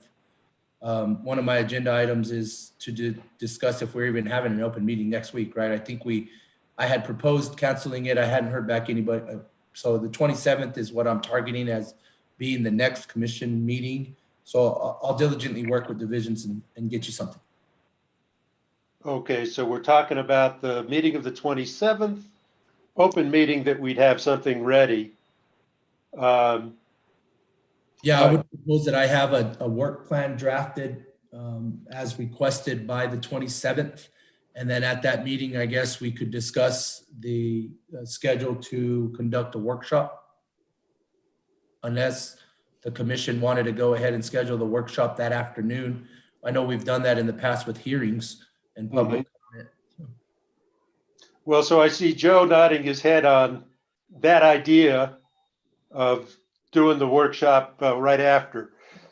I point out that if we do it that way, I'd certainly ask commissioners to do their homework as well, do their needs and wants, and have it ready to bring to that workshop. We've all done our homework. We're all ready to move. And Joe's doing his thumbs up, and I'll do 2 thumbs up. Yeah, and I appreciate that because I know, Jason, it's a little bit of work, but I think the quicker we get this done, the more we're assured that the work we do ends up bearing fruit, as opposed to us just starting on stuff and then not following through because it turns out not to be a priority. So the quicker we do this, the better. Commissioner Vicente Aguilar, I know, you were talking about being sure that we're thorough. You good with this? I think, I think if Jason thinks that the 27th is a sufficient time, let's give him the time.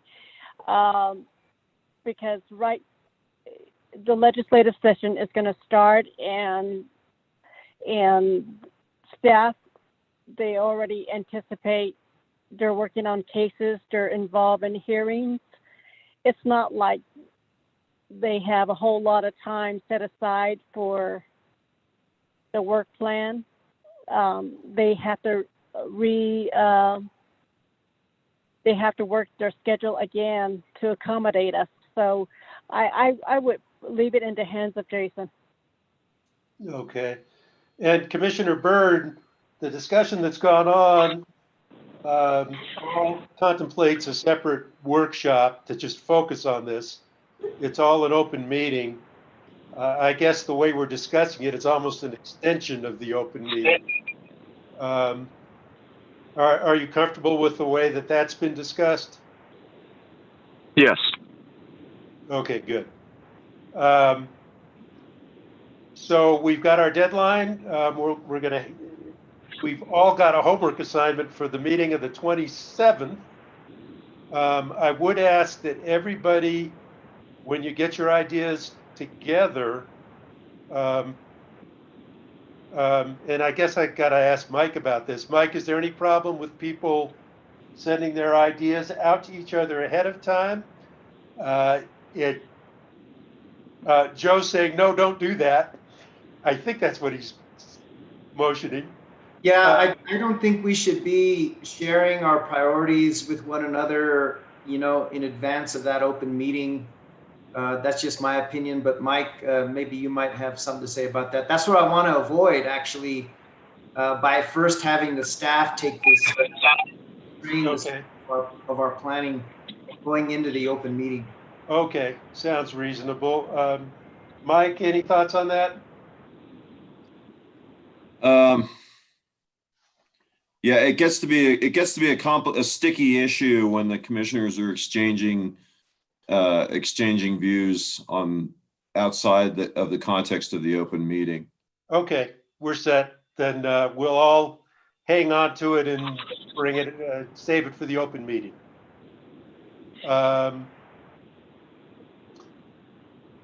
Any other comments before we move on?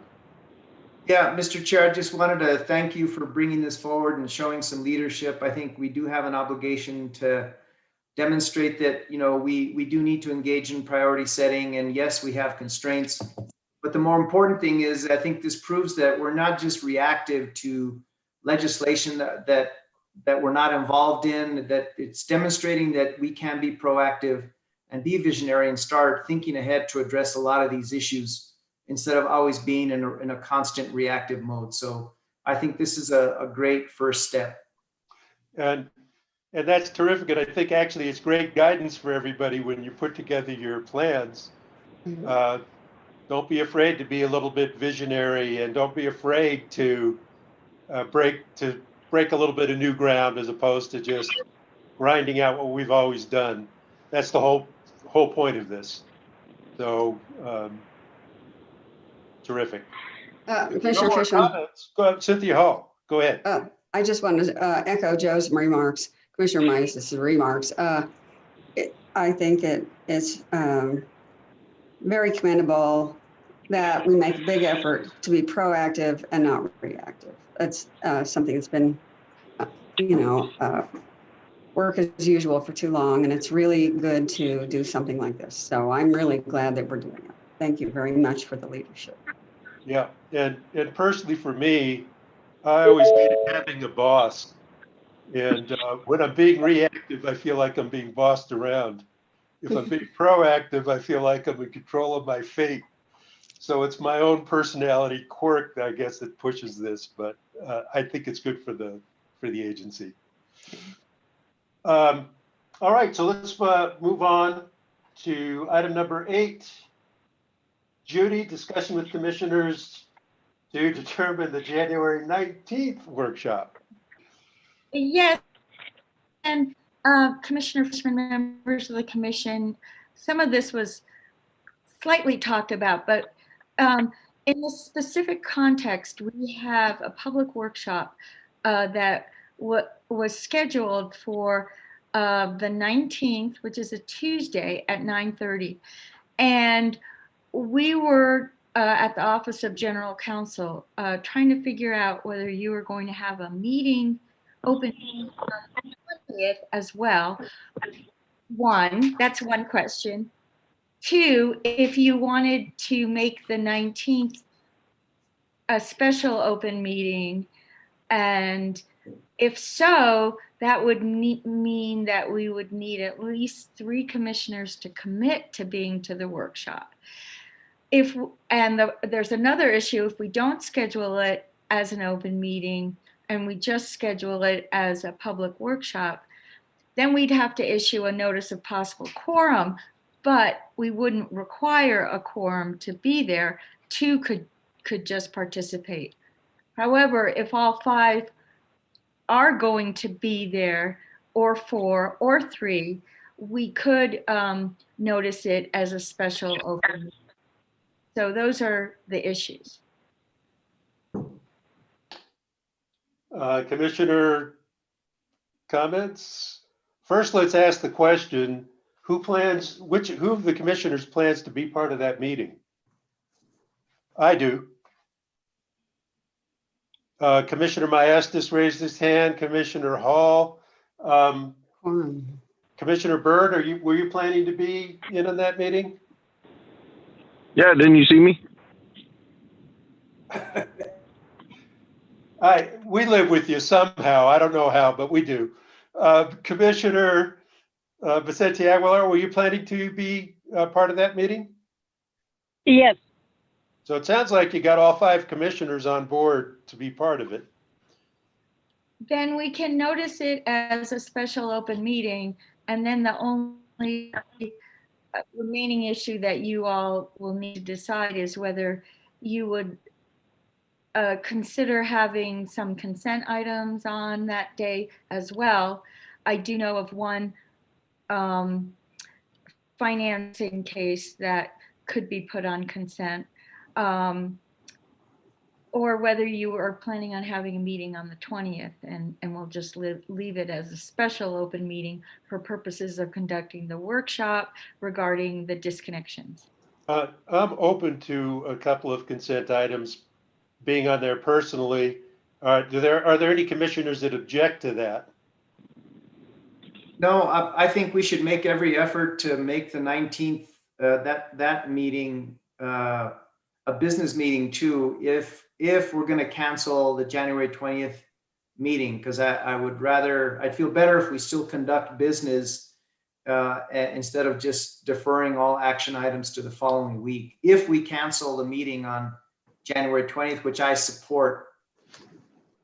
Yeah, it would make the 27th a lot more manageable, that's for sure. Any other thoughts from commissioners on that? Let's see, I forgot the reason we were going to cancel the 20th. What was that reason? I can't even remember. Mr. Chairman, Commissioners, the proposal that I had discussed last week is because it's a holiday, and remember we talked about the calendar and wanted to get input from the commissioners. I haven't received any additional input on what's been proposed. So that was the reason I think that we were discussing it. I was going to ask for confirmation from the commissioners during communications with staff. Well, I'm comfortable, rather than turning it into two meetings, just doing it on the 19th and getting some housekeeping out of the way. And then, that'll enable us to manage the 27th. So again, unless there's some objection. well, my question is then, are we having an open meeting then on the 19th? Is that when Mr. Maestas says business meeting, I thought he was saying having an open meeting so that we can do case management.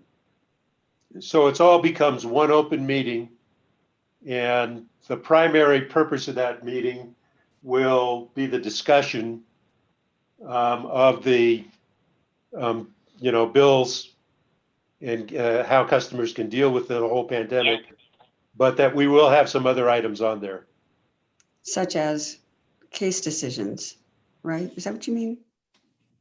I believe we're going to be looking primarily at consent type items, probably not big ones.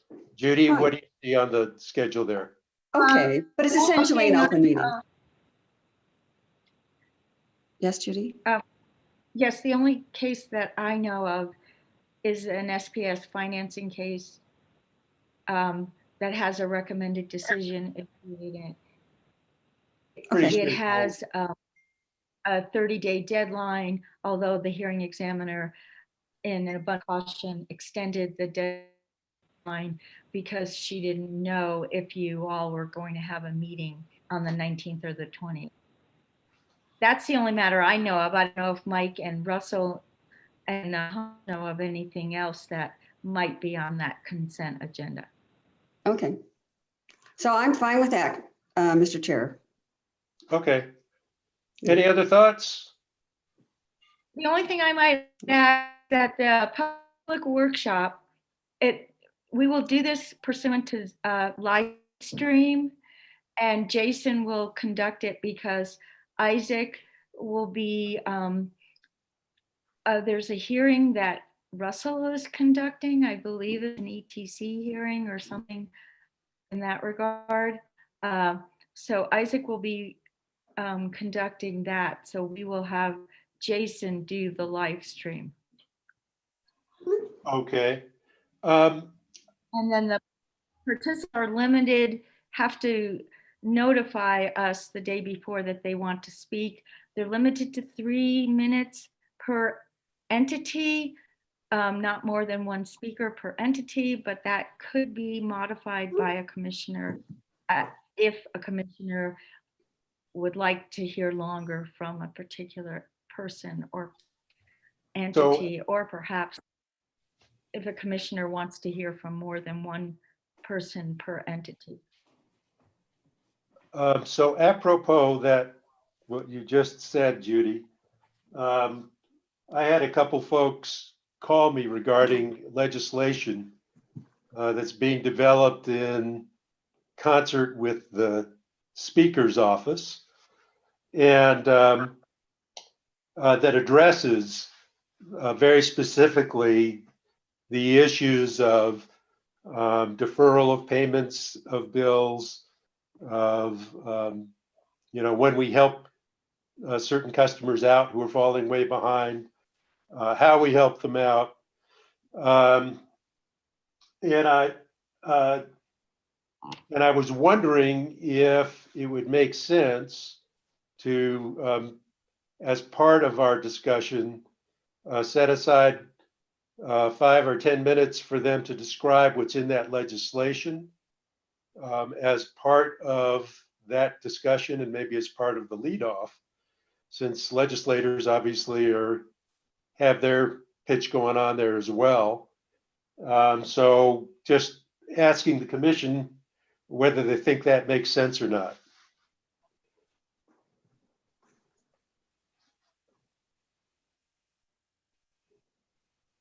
No comments? Are we okay? If we're okay with doing it, I would just give them 5 minutes to describe their legislation and the proposals ahead of time, and just make that part of the discussion and leave it at that. Yeah. Okay.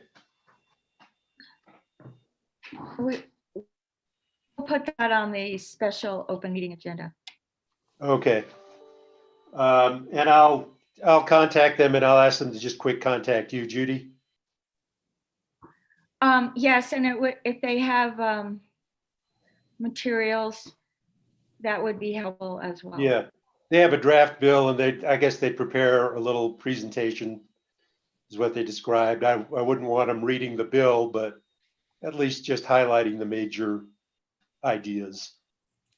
And that would give them a chance to hear some public feedback on their legislation as well. So, okay. If we're done with that item, let's go on to advice notices. Thank you, Mr. Chairman. Let me stop my sharing here and call upon Mr. John Reynolds, Utility Division Director, to discuss this advice notice. John? Thank you, Jason. Good afternoon, Mr. Chair and Commissioners. This is a straightforward advice notice. I mean, advice notices, as for Commissioner Maestra's benefit, are filed by utilities to formalize changes in rates and in rules and forms. This particular one is from PNM and is to change a number of forms related to customer bills.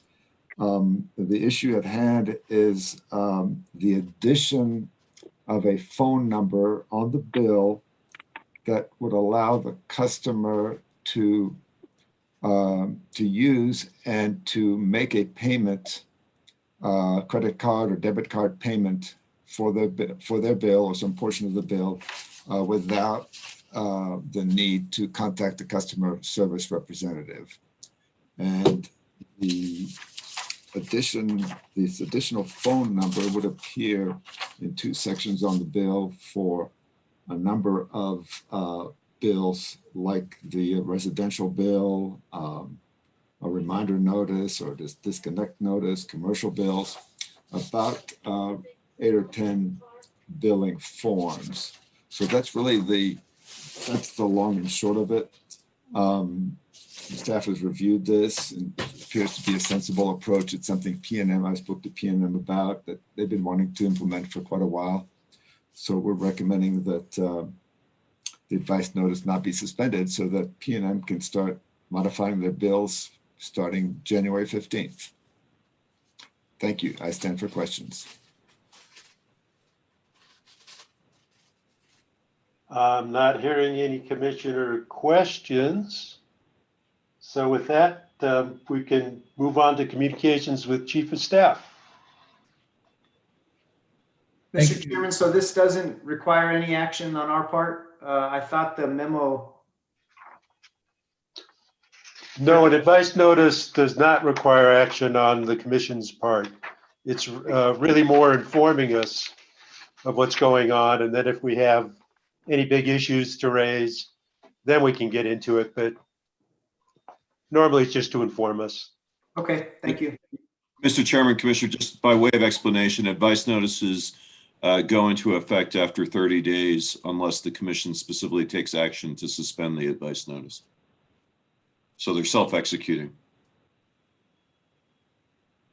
And Mr. Chairman, thank you. Under communication with Chief of Staff, one thing, since we're on that topic, one thing that we've kind of been going back and forth on is the necessity of continuing to notice and present advice notices. I think, you know, John Reynolds knows better than me the whole process that is currently in place, which requires a lot of staff's attention and review of these notices, which a lot of times are required per a final commission rule or order, shall I say. And so it's just in compliance with these orders that have already been approved, in my opinion. And so I know I just wanted to give the thought to the commission of the need. I know that when staff have concerns, they definitely bring an advice notice to the commission's attention, requesting, recommending, or denying that advice notice. And so, you know, if it's appropriate now or just something to be discussed at a later date and time, one of the things and concerns on our staff side of noticing these advice notices is we do require the personnel that are going to present to, you know, kind of dedicate the entire day until we get to the advice notice and be at the open meeting, rather than them probably focusing on other cases or other tasks at hand. So, you know, it's just a formality. There's no real action taken, but, you know, just something that we have been discussing and wanted to at least maybe get OGC's and the commission's input on it, on how, if we wanted to modify it. This might be the right opportunity with this sitting commission. I know that's what the previous commissioner had asked for, but, you know, any input or advice from you guys would be appreciated. Well, lacking comments from the commission that came up kind of suddenly, or Commissioner Vicente Aguilar, did you have a comment? Yes, let's empower our staff. If John Reynolds feels that his staff is meeting the deadlines, and but if there's something that's not going to be handled without a controversy, then they can bring it before the commission. But let's give the staff members the empowerment to do their job, rather than waiting on a meeting day, waiting for their turn to cover the advice notice. That's my thought. Thank you. It might be as simple as just writing a short paragraph and including it in the meeting, and not having staff have to hang around or present. And that way you can inform the commission without sucking up staff time unnecessarily. Yeah, and don't get me wrong, we enjoy visiting with you guys. We enjoy seeing you guys, but, you know, we are busy. We appreciate you lying about that, and we'll. Agreed. But at any rate, anything else? Yes, just a couple of items. Sorry, I know we kind of talked about legislative matters during. So Jason, by the way, on that last item, it sounds like the commission's completely open to it. And, you know, if there's something where you can just do a one paragraph written summary, include it on the agenda, or, you know, however you propose, just come up with a proposal for us. Okay, Mr. Chairman, thank you. I'll also circle back with Mike Smith and OGC to make sure that we're in line with any other compliance of the orders. Mr. Chairman, Commissioners, I mean, my position is that previous commissioners were concerned about knowing what was going on. Yeah. My main concern is only if there's actually action that staff is recommending that needs to be taken. Right. And Okay. certainly that's the case with compliance orders, rather compliance advice notices that are being issued following, the commission issuing a final decision that requires them to file an advice notice. Unless there's something wrong with that advice notice, I don't think we need a whole memo on it. Yeah, we don't need a memo. It just needs to be, I'll let you and Jason work it out. Make it as streamlined as you possibly can. Supporting you in that. Thank you, Mr. Chairman, Commissioners. Just a couple more items. The legislative matters. Earlier, I did talk about how we want to proceed with noticing and putting bills on the agenda. If you remember last year, one of the concerns was that when we got 2-3 weeks into the session and a lot of bills had been introduced, and we kept all of the bills like a running total and reference, it then carried over into several pages of bills being noticed. And I think that's what Office of General Counsel may have recommended. But, and Mike, your input needed here too on any recommendation that we might come up with. I do have the iframe active on the PRC's website. And for those that are listening in, I'm gonna go ahead and share my screen so you can see what I'm talking about here. You should see the PRC's homepage. Mhm. If you can confirm that for me. Are you looking at the PRC's homepage right now? Yes, yes, we are. Okay, thank you. So if you scroll down, Maybe. if you scroll down here about halfway down, right under NMPRC open meeting and agenda, you'll see a Roadrunner ribbon. And that is all of the legislation that we've identified internally that has, potential PRC impact or effect. And I know it's kind of difficult to look at that frame in this view because you have a scroll bar here and you have a scroll bar here. One thing I want to mention is that the Senate bills kind of have this unique identifier. The one that you currently see on your screen is 218218. That's just a placeholder until the first day of session because the Senate is not issuing any numbers until that day. And therefore, the PDFs on Senate bills and FIRs are inactive until after the first day when everything is actually set up appropriately.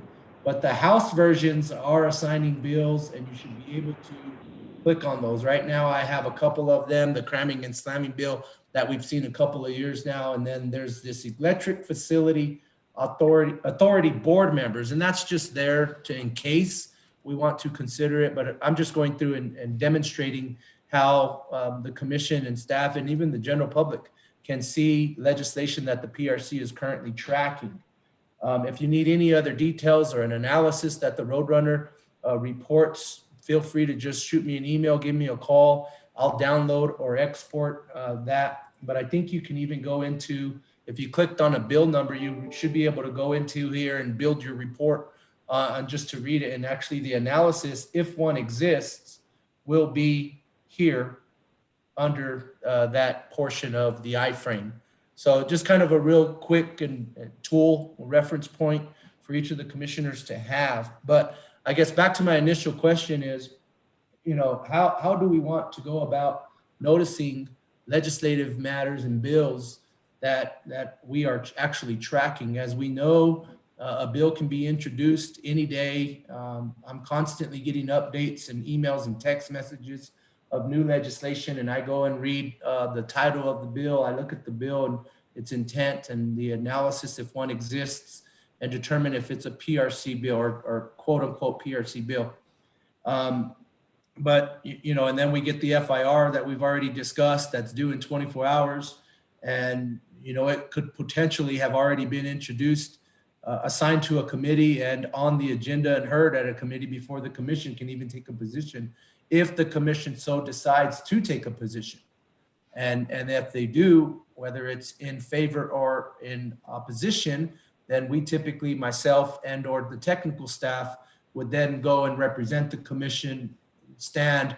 This time we're going to be virtually waving our hand through Zoom, I believe, because it has been announced that nobody will be allowed, with the exception of the legislatures, into the Capitol obviously staff will be allowed, but we will be presenting public comment. If we're a witness on a bill, we will be presenting remotely. We will not be participating in person at the Capitol. That's my understanding today. So let me pause there and just get input from the commission, and if the Office of General Counsel has already thought about a more streamlined approach.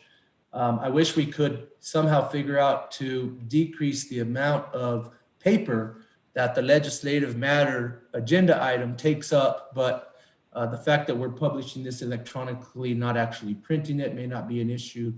So let me pause there for a moment and just see if I can get some input, if you have any. If not, I'll just continue to work with OGC on it.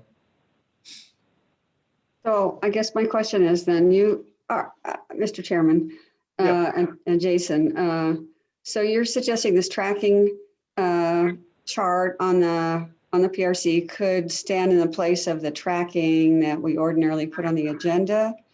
Is that what you're suggesting?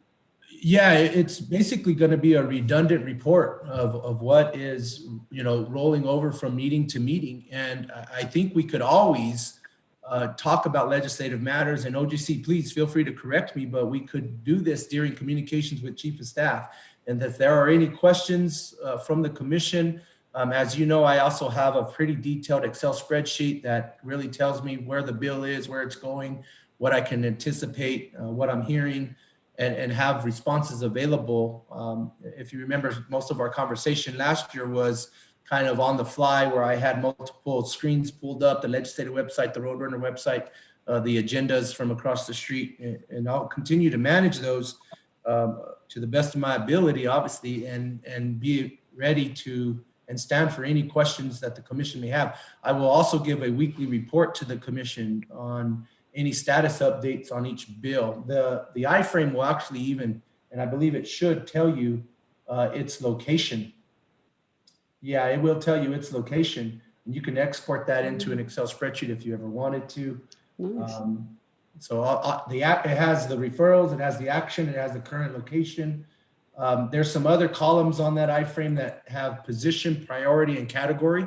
Those are PRC specific. So if we wanted to say that our position on this bill is in opposition, then I could type in opposition from the Roadrunner program platform, and it would be published here. If that's right now, everything's blank, obviously. There's a priority column. Some of them I have already identified as high or low. And then there's a category. Category typically is going to be whatever department it is related to, telecommunications as an example, or electricity as an example. So those three columns are specific to the PRC and whatever we want to put in there. Okay. Other comments? Joe? Yeah, I guess in general, and it may not even be germane to what the chief of staff is talking about. But my frustration is we put out a list of policy items with respect to legislation, but we don't have a lobbyist who could actually recruit legislative sponsors to address our legislative policy issues. So I'm wondering what opportunities, if any, do we have to kind of make our policy matters known real time when if a piece of legislation that's germane to one of our policy matters, how can we say, hey, this could be an opportunity to amend it with this particular, policy matter that we have in our approved kind of legislative agenda. And so that's the frustration, is that, it goes out there, our wants and needs from a policy standpoint, but we really don't have a tried and true mechanism to really affect legislation and be proactive instead of reactive. So maybe Jason, is there, maybe in the context of the FIR, or has the commission ever empowered you to say, hey, you know what, the umbrella of this legislation might include, it might be enhanced with an approved policy that the PRC is recommending? Can we affect legislation at all you know, in the absence of having a tried and true mechanism. Mr. Chairman, if I understand your question correctly, let me try to respond based on my experience, and maybe I have some input on how we could be effective and reactive to bills that are introduced. So realistically, I think it's probably best that I just explain the whole process of what I'm envisioning would happen, right? So a bill gets introduced, I'm monitoring the bills, even though I'm not being asked to draft FIRs. That won't happen until I think the first day of legislation. Okay, once I see a bill and I believe it's going to impact the PRC, I start getting input and have our technical staff review the bills. And as an example, Russell from OGC, Mike Ripperger, John Reynolds, others have already started reviewing all of these telecom bills that have been pre-filed, right? So we're familiarizing ourselves with it. We'll draft an FIR. We'll try to mirror it with the PRC's approved legislative policies that we've already published before our legislatures, before the appropriate cabinet secretaries and the governor's office. And then we'll flag that. At that point in time, I think it's my responsibility to bring it before the commission during an open meeting and get a thumbs up, which we already know is in favor of it if it matches the intent of our policy. And then we start to try to communicate with the bill sponsors and those that are actually key witnesses that sit next to the sponsor themselves and talk about the technical aspects of the bill. And so it's going to be extremely difficult doing it virtually. You know, we all know that. But my thought is I will try to make contact with that bill sponsor immediately and bring to their attention that we have interest in the bill. Can we sit and talk about potential input, friendly amendments? Obviously, I'm probably not going to be reaching out to any sponsors if the commission is in opposition of a bill. What we do in those situations is we show up and we participate in the committee meetings. And when the chairperson asks or calls upon those in opposition, we raise our hands. I speak on behalf of the commission and I have like 30 to 45 seconds, maybe a minute at most to explain why. But I think your question is probably more about those that we are in favor and can take advantage of addressing the policy matters that have already been published on behalf of the commission. So that's how I see it, you know, going through. I'm going to be constantly changing my thought process, I'm sure, based on the first couple of committee meetings and how we experience it. I've been told that there's going to be a link dedicated to public comment. And so that's where I'm going to have to go and to participate or get in line to speak at a committee meeting.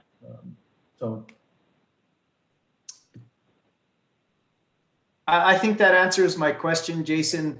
I guess the only thing that I'd like to see, Mr. Chair and members of the commission, is, you know, if we're expected to take action, thumbs up or thumbs down on a piece of legislation, that it perhaps not be lumped in with matters or communications with the chief of staff, that maybe during the session we have an ongoing agenda item on legislative matters. And I want to make sure that we do provide documents, whether it's an FIR that we've developed or an FIR that the legislature's developed, that we have that in the packet. I just want to make sure that we're transparent and that we're not really operating in a very chaotic, well, not chaotic, but a very rapidly changing environment, and we don't kind of compromise on public disclosure and let them know just exactly, you know, what we're voting on. And simply, you know, saying, hey, it's on the website, check the website, may not be enough. But I want to make sure that we really address the Open Meetings Act when we're dealing with taking action on these legislative matters. But Jason, it sounds like you have a pretty good process in terms of, you know, interjecting and putting our priorities, you know, forward if it relates to a certain piece of legislation that you're considering. So I think that's good. That's the best we can hope for. Yeah, and Mr. Maestas, I think I responded to your question, everything but saying I'm your lobbyist. But I also wanted to, and I apologize in advance, Commissioner Maestas, but what we've done in the past is that we had a very specific agenda item early in the meeting, and it was titled Legislative Matters, and it was literally a rolling list of all the bills that may impact or that the commission was asked to submit an FIR on. And we didn't actually visit every bill, every open meeting. The commission would sometimes inform me saying, hey, can you please go into detail and discuss this bill? I want to bring it to the commission attention. I want to talk to them about it. So that's still an option. Right? And that's why I'm asking for input. That way I can work with the OGC so we appropriately notice any legislation. Commissioner, did I see Vicente Aguilar wanted to get on there? Yes, Mr. Chair. Thank you very much. I believe in the work that our chief of staff works on during the legislative sessions. He works really hard. He's really a professional contact at the legislature. I just support him so much that it puts my mind at ease just to concentrate on the commission work. So that's just my thought. Thank you, Mr. Chair. Thank you. And I would suggest, just following up on what Commissioner Maestas was saying, it's not a bad idea to just have a general item on the agenda each week for discussion of legislative matters. In general as possible, so guys don't have to start identifying and tracking individual bills to put on there. But I think if we just say legislative items, we can probably cover the public notice issue and leave room for some discussion. Michael, I can see you want to comment on that. Yeah, Mr. Chairman, this is, commissioners, this has been an issue that's raised its head a few times over the years. The position that I have to take is that consistent with the Open Meetings Act, we have to notice specific bills that we're going to be addressing, a generalized statement that we're going to address any matter that may be introduced in the legislature or is currently introduced or anything of that nature does not suffice for the specificity required under the Open Meetings Act for notice. We, at one point a few years back, had an issue with that in which a open meetings violation was alleged because the commission took up a bill that had been newly dropped and discussed it, and it did not appear on the agenda. And so we had to go back and cure that, which was a tedious process of reading back into the record the previous discussion and in an effort to cure that with the Attorney General and everything. So unfortunately, I think that, the only way we can really do that is to do the way we have been doing it, which is to list on the agenda the items and basically with a caveat, try and specify the ones that we are intending to address. And if we're going to planning on taking action on it, and then have a sort of trailing list identifying the matters that we have already addressed and that they may be revisited by the commission during the open meeting. Well, here's a suggestion. How about if we put the regular item on there with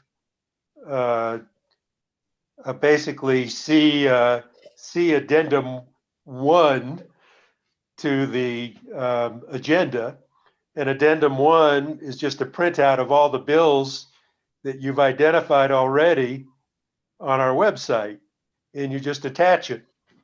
And then every bill that's been identified is noticed on the agenda without you guys having to do any extra work.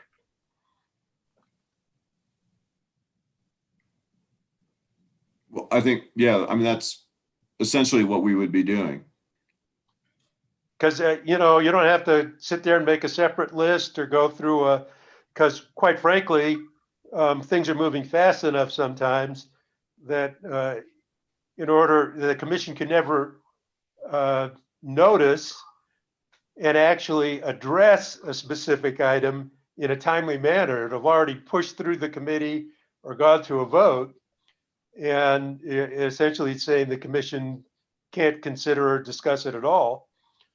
So why don't we just take that list that's already on the website and just attach it as addendum? And that's all the legislation that's open to discuss as of the date of the agenda going out. Mr. Chairman, if I may, how about this? How about I work with OGC on the format of how to appropriate notice it that conforms with the Robert Rules Order of Open Meeting, and then we'll present something to the commission the first, and if you like it, cool. If we need to make some, that's terrific. I'm just pointing out, I think there's some workarounds here. You know, I definitely understand, and Mike, I'll work with you. At this time, is there any questions on the FIR process? Just wanted to give another opportunity. If I need to clarify the process and maybe the expectation from the folks across the street and what we anticipate, just wanted to revisit that real quick if there's anything else. Okay, hearing nothing. Okay. I'm obligated. Are you done, Jason, with your communication? No, there's one important announcement I need to make. And the governor's office has been working with the General Services Division and state police, and they have asked basically all state employees that are currently housed in or around the Capitol to telework through the state police are advocating through June 29th. My understanding from the governor's office is that through June 22nd, and this is obviously just anticipating possible protests, hopefully no violence. And so I wanted to just make an announcement that, you know, we will be sending out a notice via email to the PRC employees requiring them to telework at least through the inauguration, which is next Friday, the 22nd. So we will be returning primarily State Fire Marshal's office and our mailroom on the 25th of January. So just want to make sure that other staff make the necessary accommodations to meet and pick up the mail. I think the Department of Finance Administration distribution center has already closed shop, so we won't even have access to any of those until after this inauguration is over. So just wanted to be aware. I'm understanding they're going to have a lot of roadblocks, so I would encourage those that live in or around Santa Fe to avoid downtown. It sounds like it's going to be pretty chaotic, at least next week. So just wanted to, you know, for your safety and our safety, we will be just permanently teleworking and watching the show remotely. I'm sure CNN Breaking News is pretty good about bringing anything to your attention. So thank you for that update. Okay, this is where I skip over communications with general counsel and go to, oh, okay, Mike, we'll let you talk. Thank you. Go ahead. Dang it. I won't disappoint. I'll pass. Nothing. You earned your marshmallow. Terrific. Communications with commissioners. Okay, we're all talked out. Mr. Chairman, Yes. I have just a few things I want to briefly mention. Okay, go ahead, Commissioner Maestas. No one's in a hurry. No, I just wanted to state, I want to thank the commission for, asking me to maybe take on some, legislative liaison work. Commissioner Hall and I are scheduled to meet with Senate Majority Leader Wirth and the acting DFA secretary on Thursday afternoon. The meeting with the acting DFA secretary is really just a introductory kind of thing, but in light of the executive and the LFC making budget decisions regarding the PRC, perhaps that could be a topic of our discussion, but we have those two meetings scheduled. And I'd like to maybe add a budget discussion to the January 19th meeting to discuss those decisions both by the executive and the legislative. The LFC was a little more friendly to the PRC in terms of their decision. I think their final budget recommendation was 2% less than our request, or about 200,000. But the DFA basically they approved our budget request minus $361,500, or 3.75%. The reason why I want to discuss this is, I want to discuss the creation of a new baseline budget that considers all those FTEs that were initially approved but were vetoed. And I think now is our opportunity, especially with the fire marshal's office leaving. We're showing a tremendous reduction in our operating budget, but I think now's our opening to say, look, we need a new baseline, and it shouldn't be, pre FIRs, pre-ETA. We're talking post-ETA, post-grid modernization.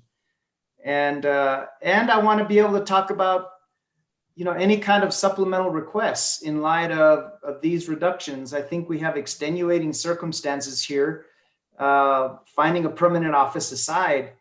And so I'm still not satisfied with where we're at from a budgetary standpoint.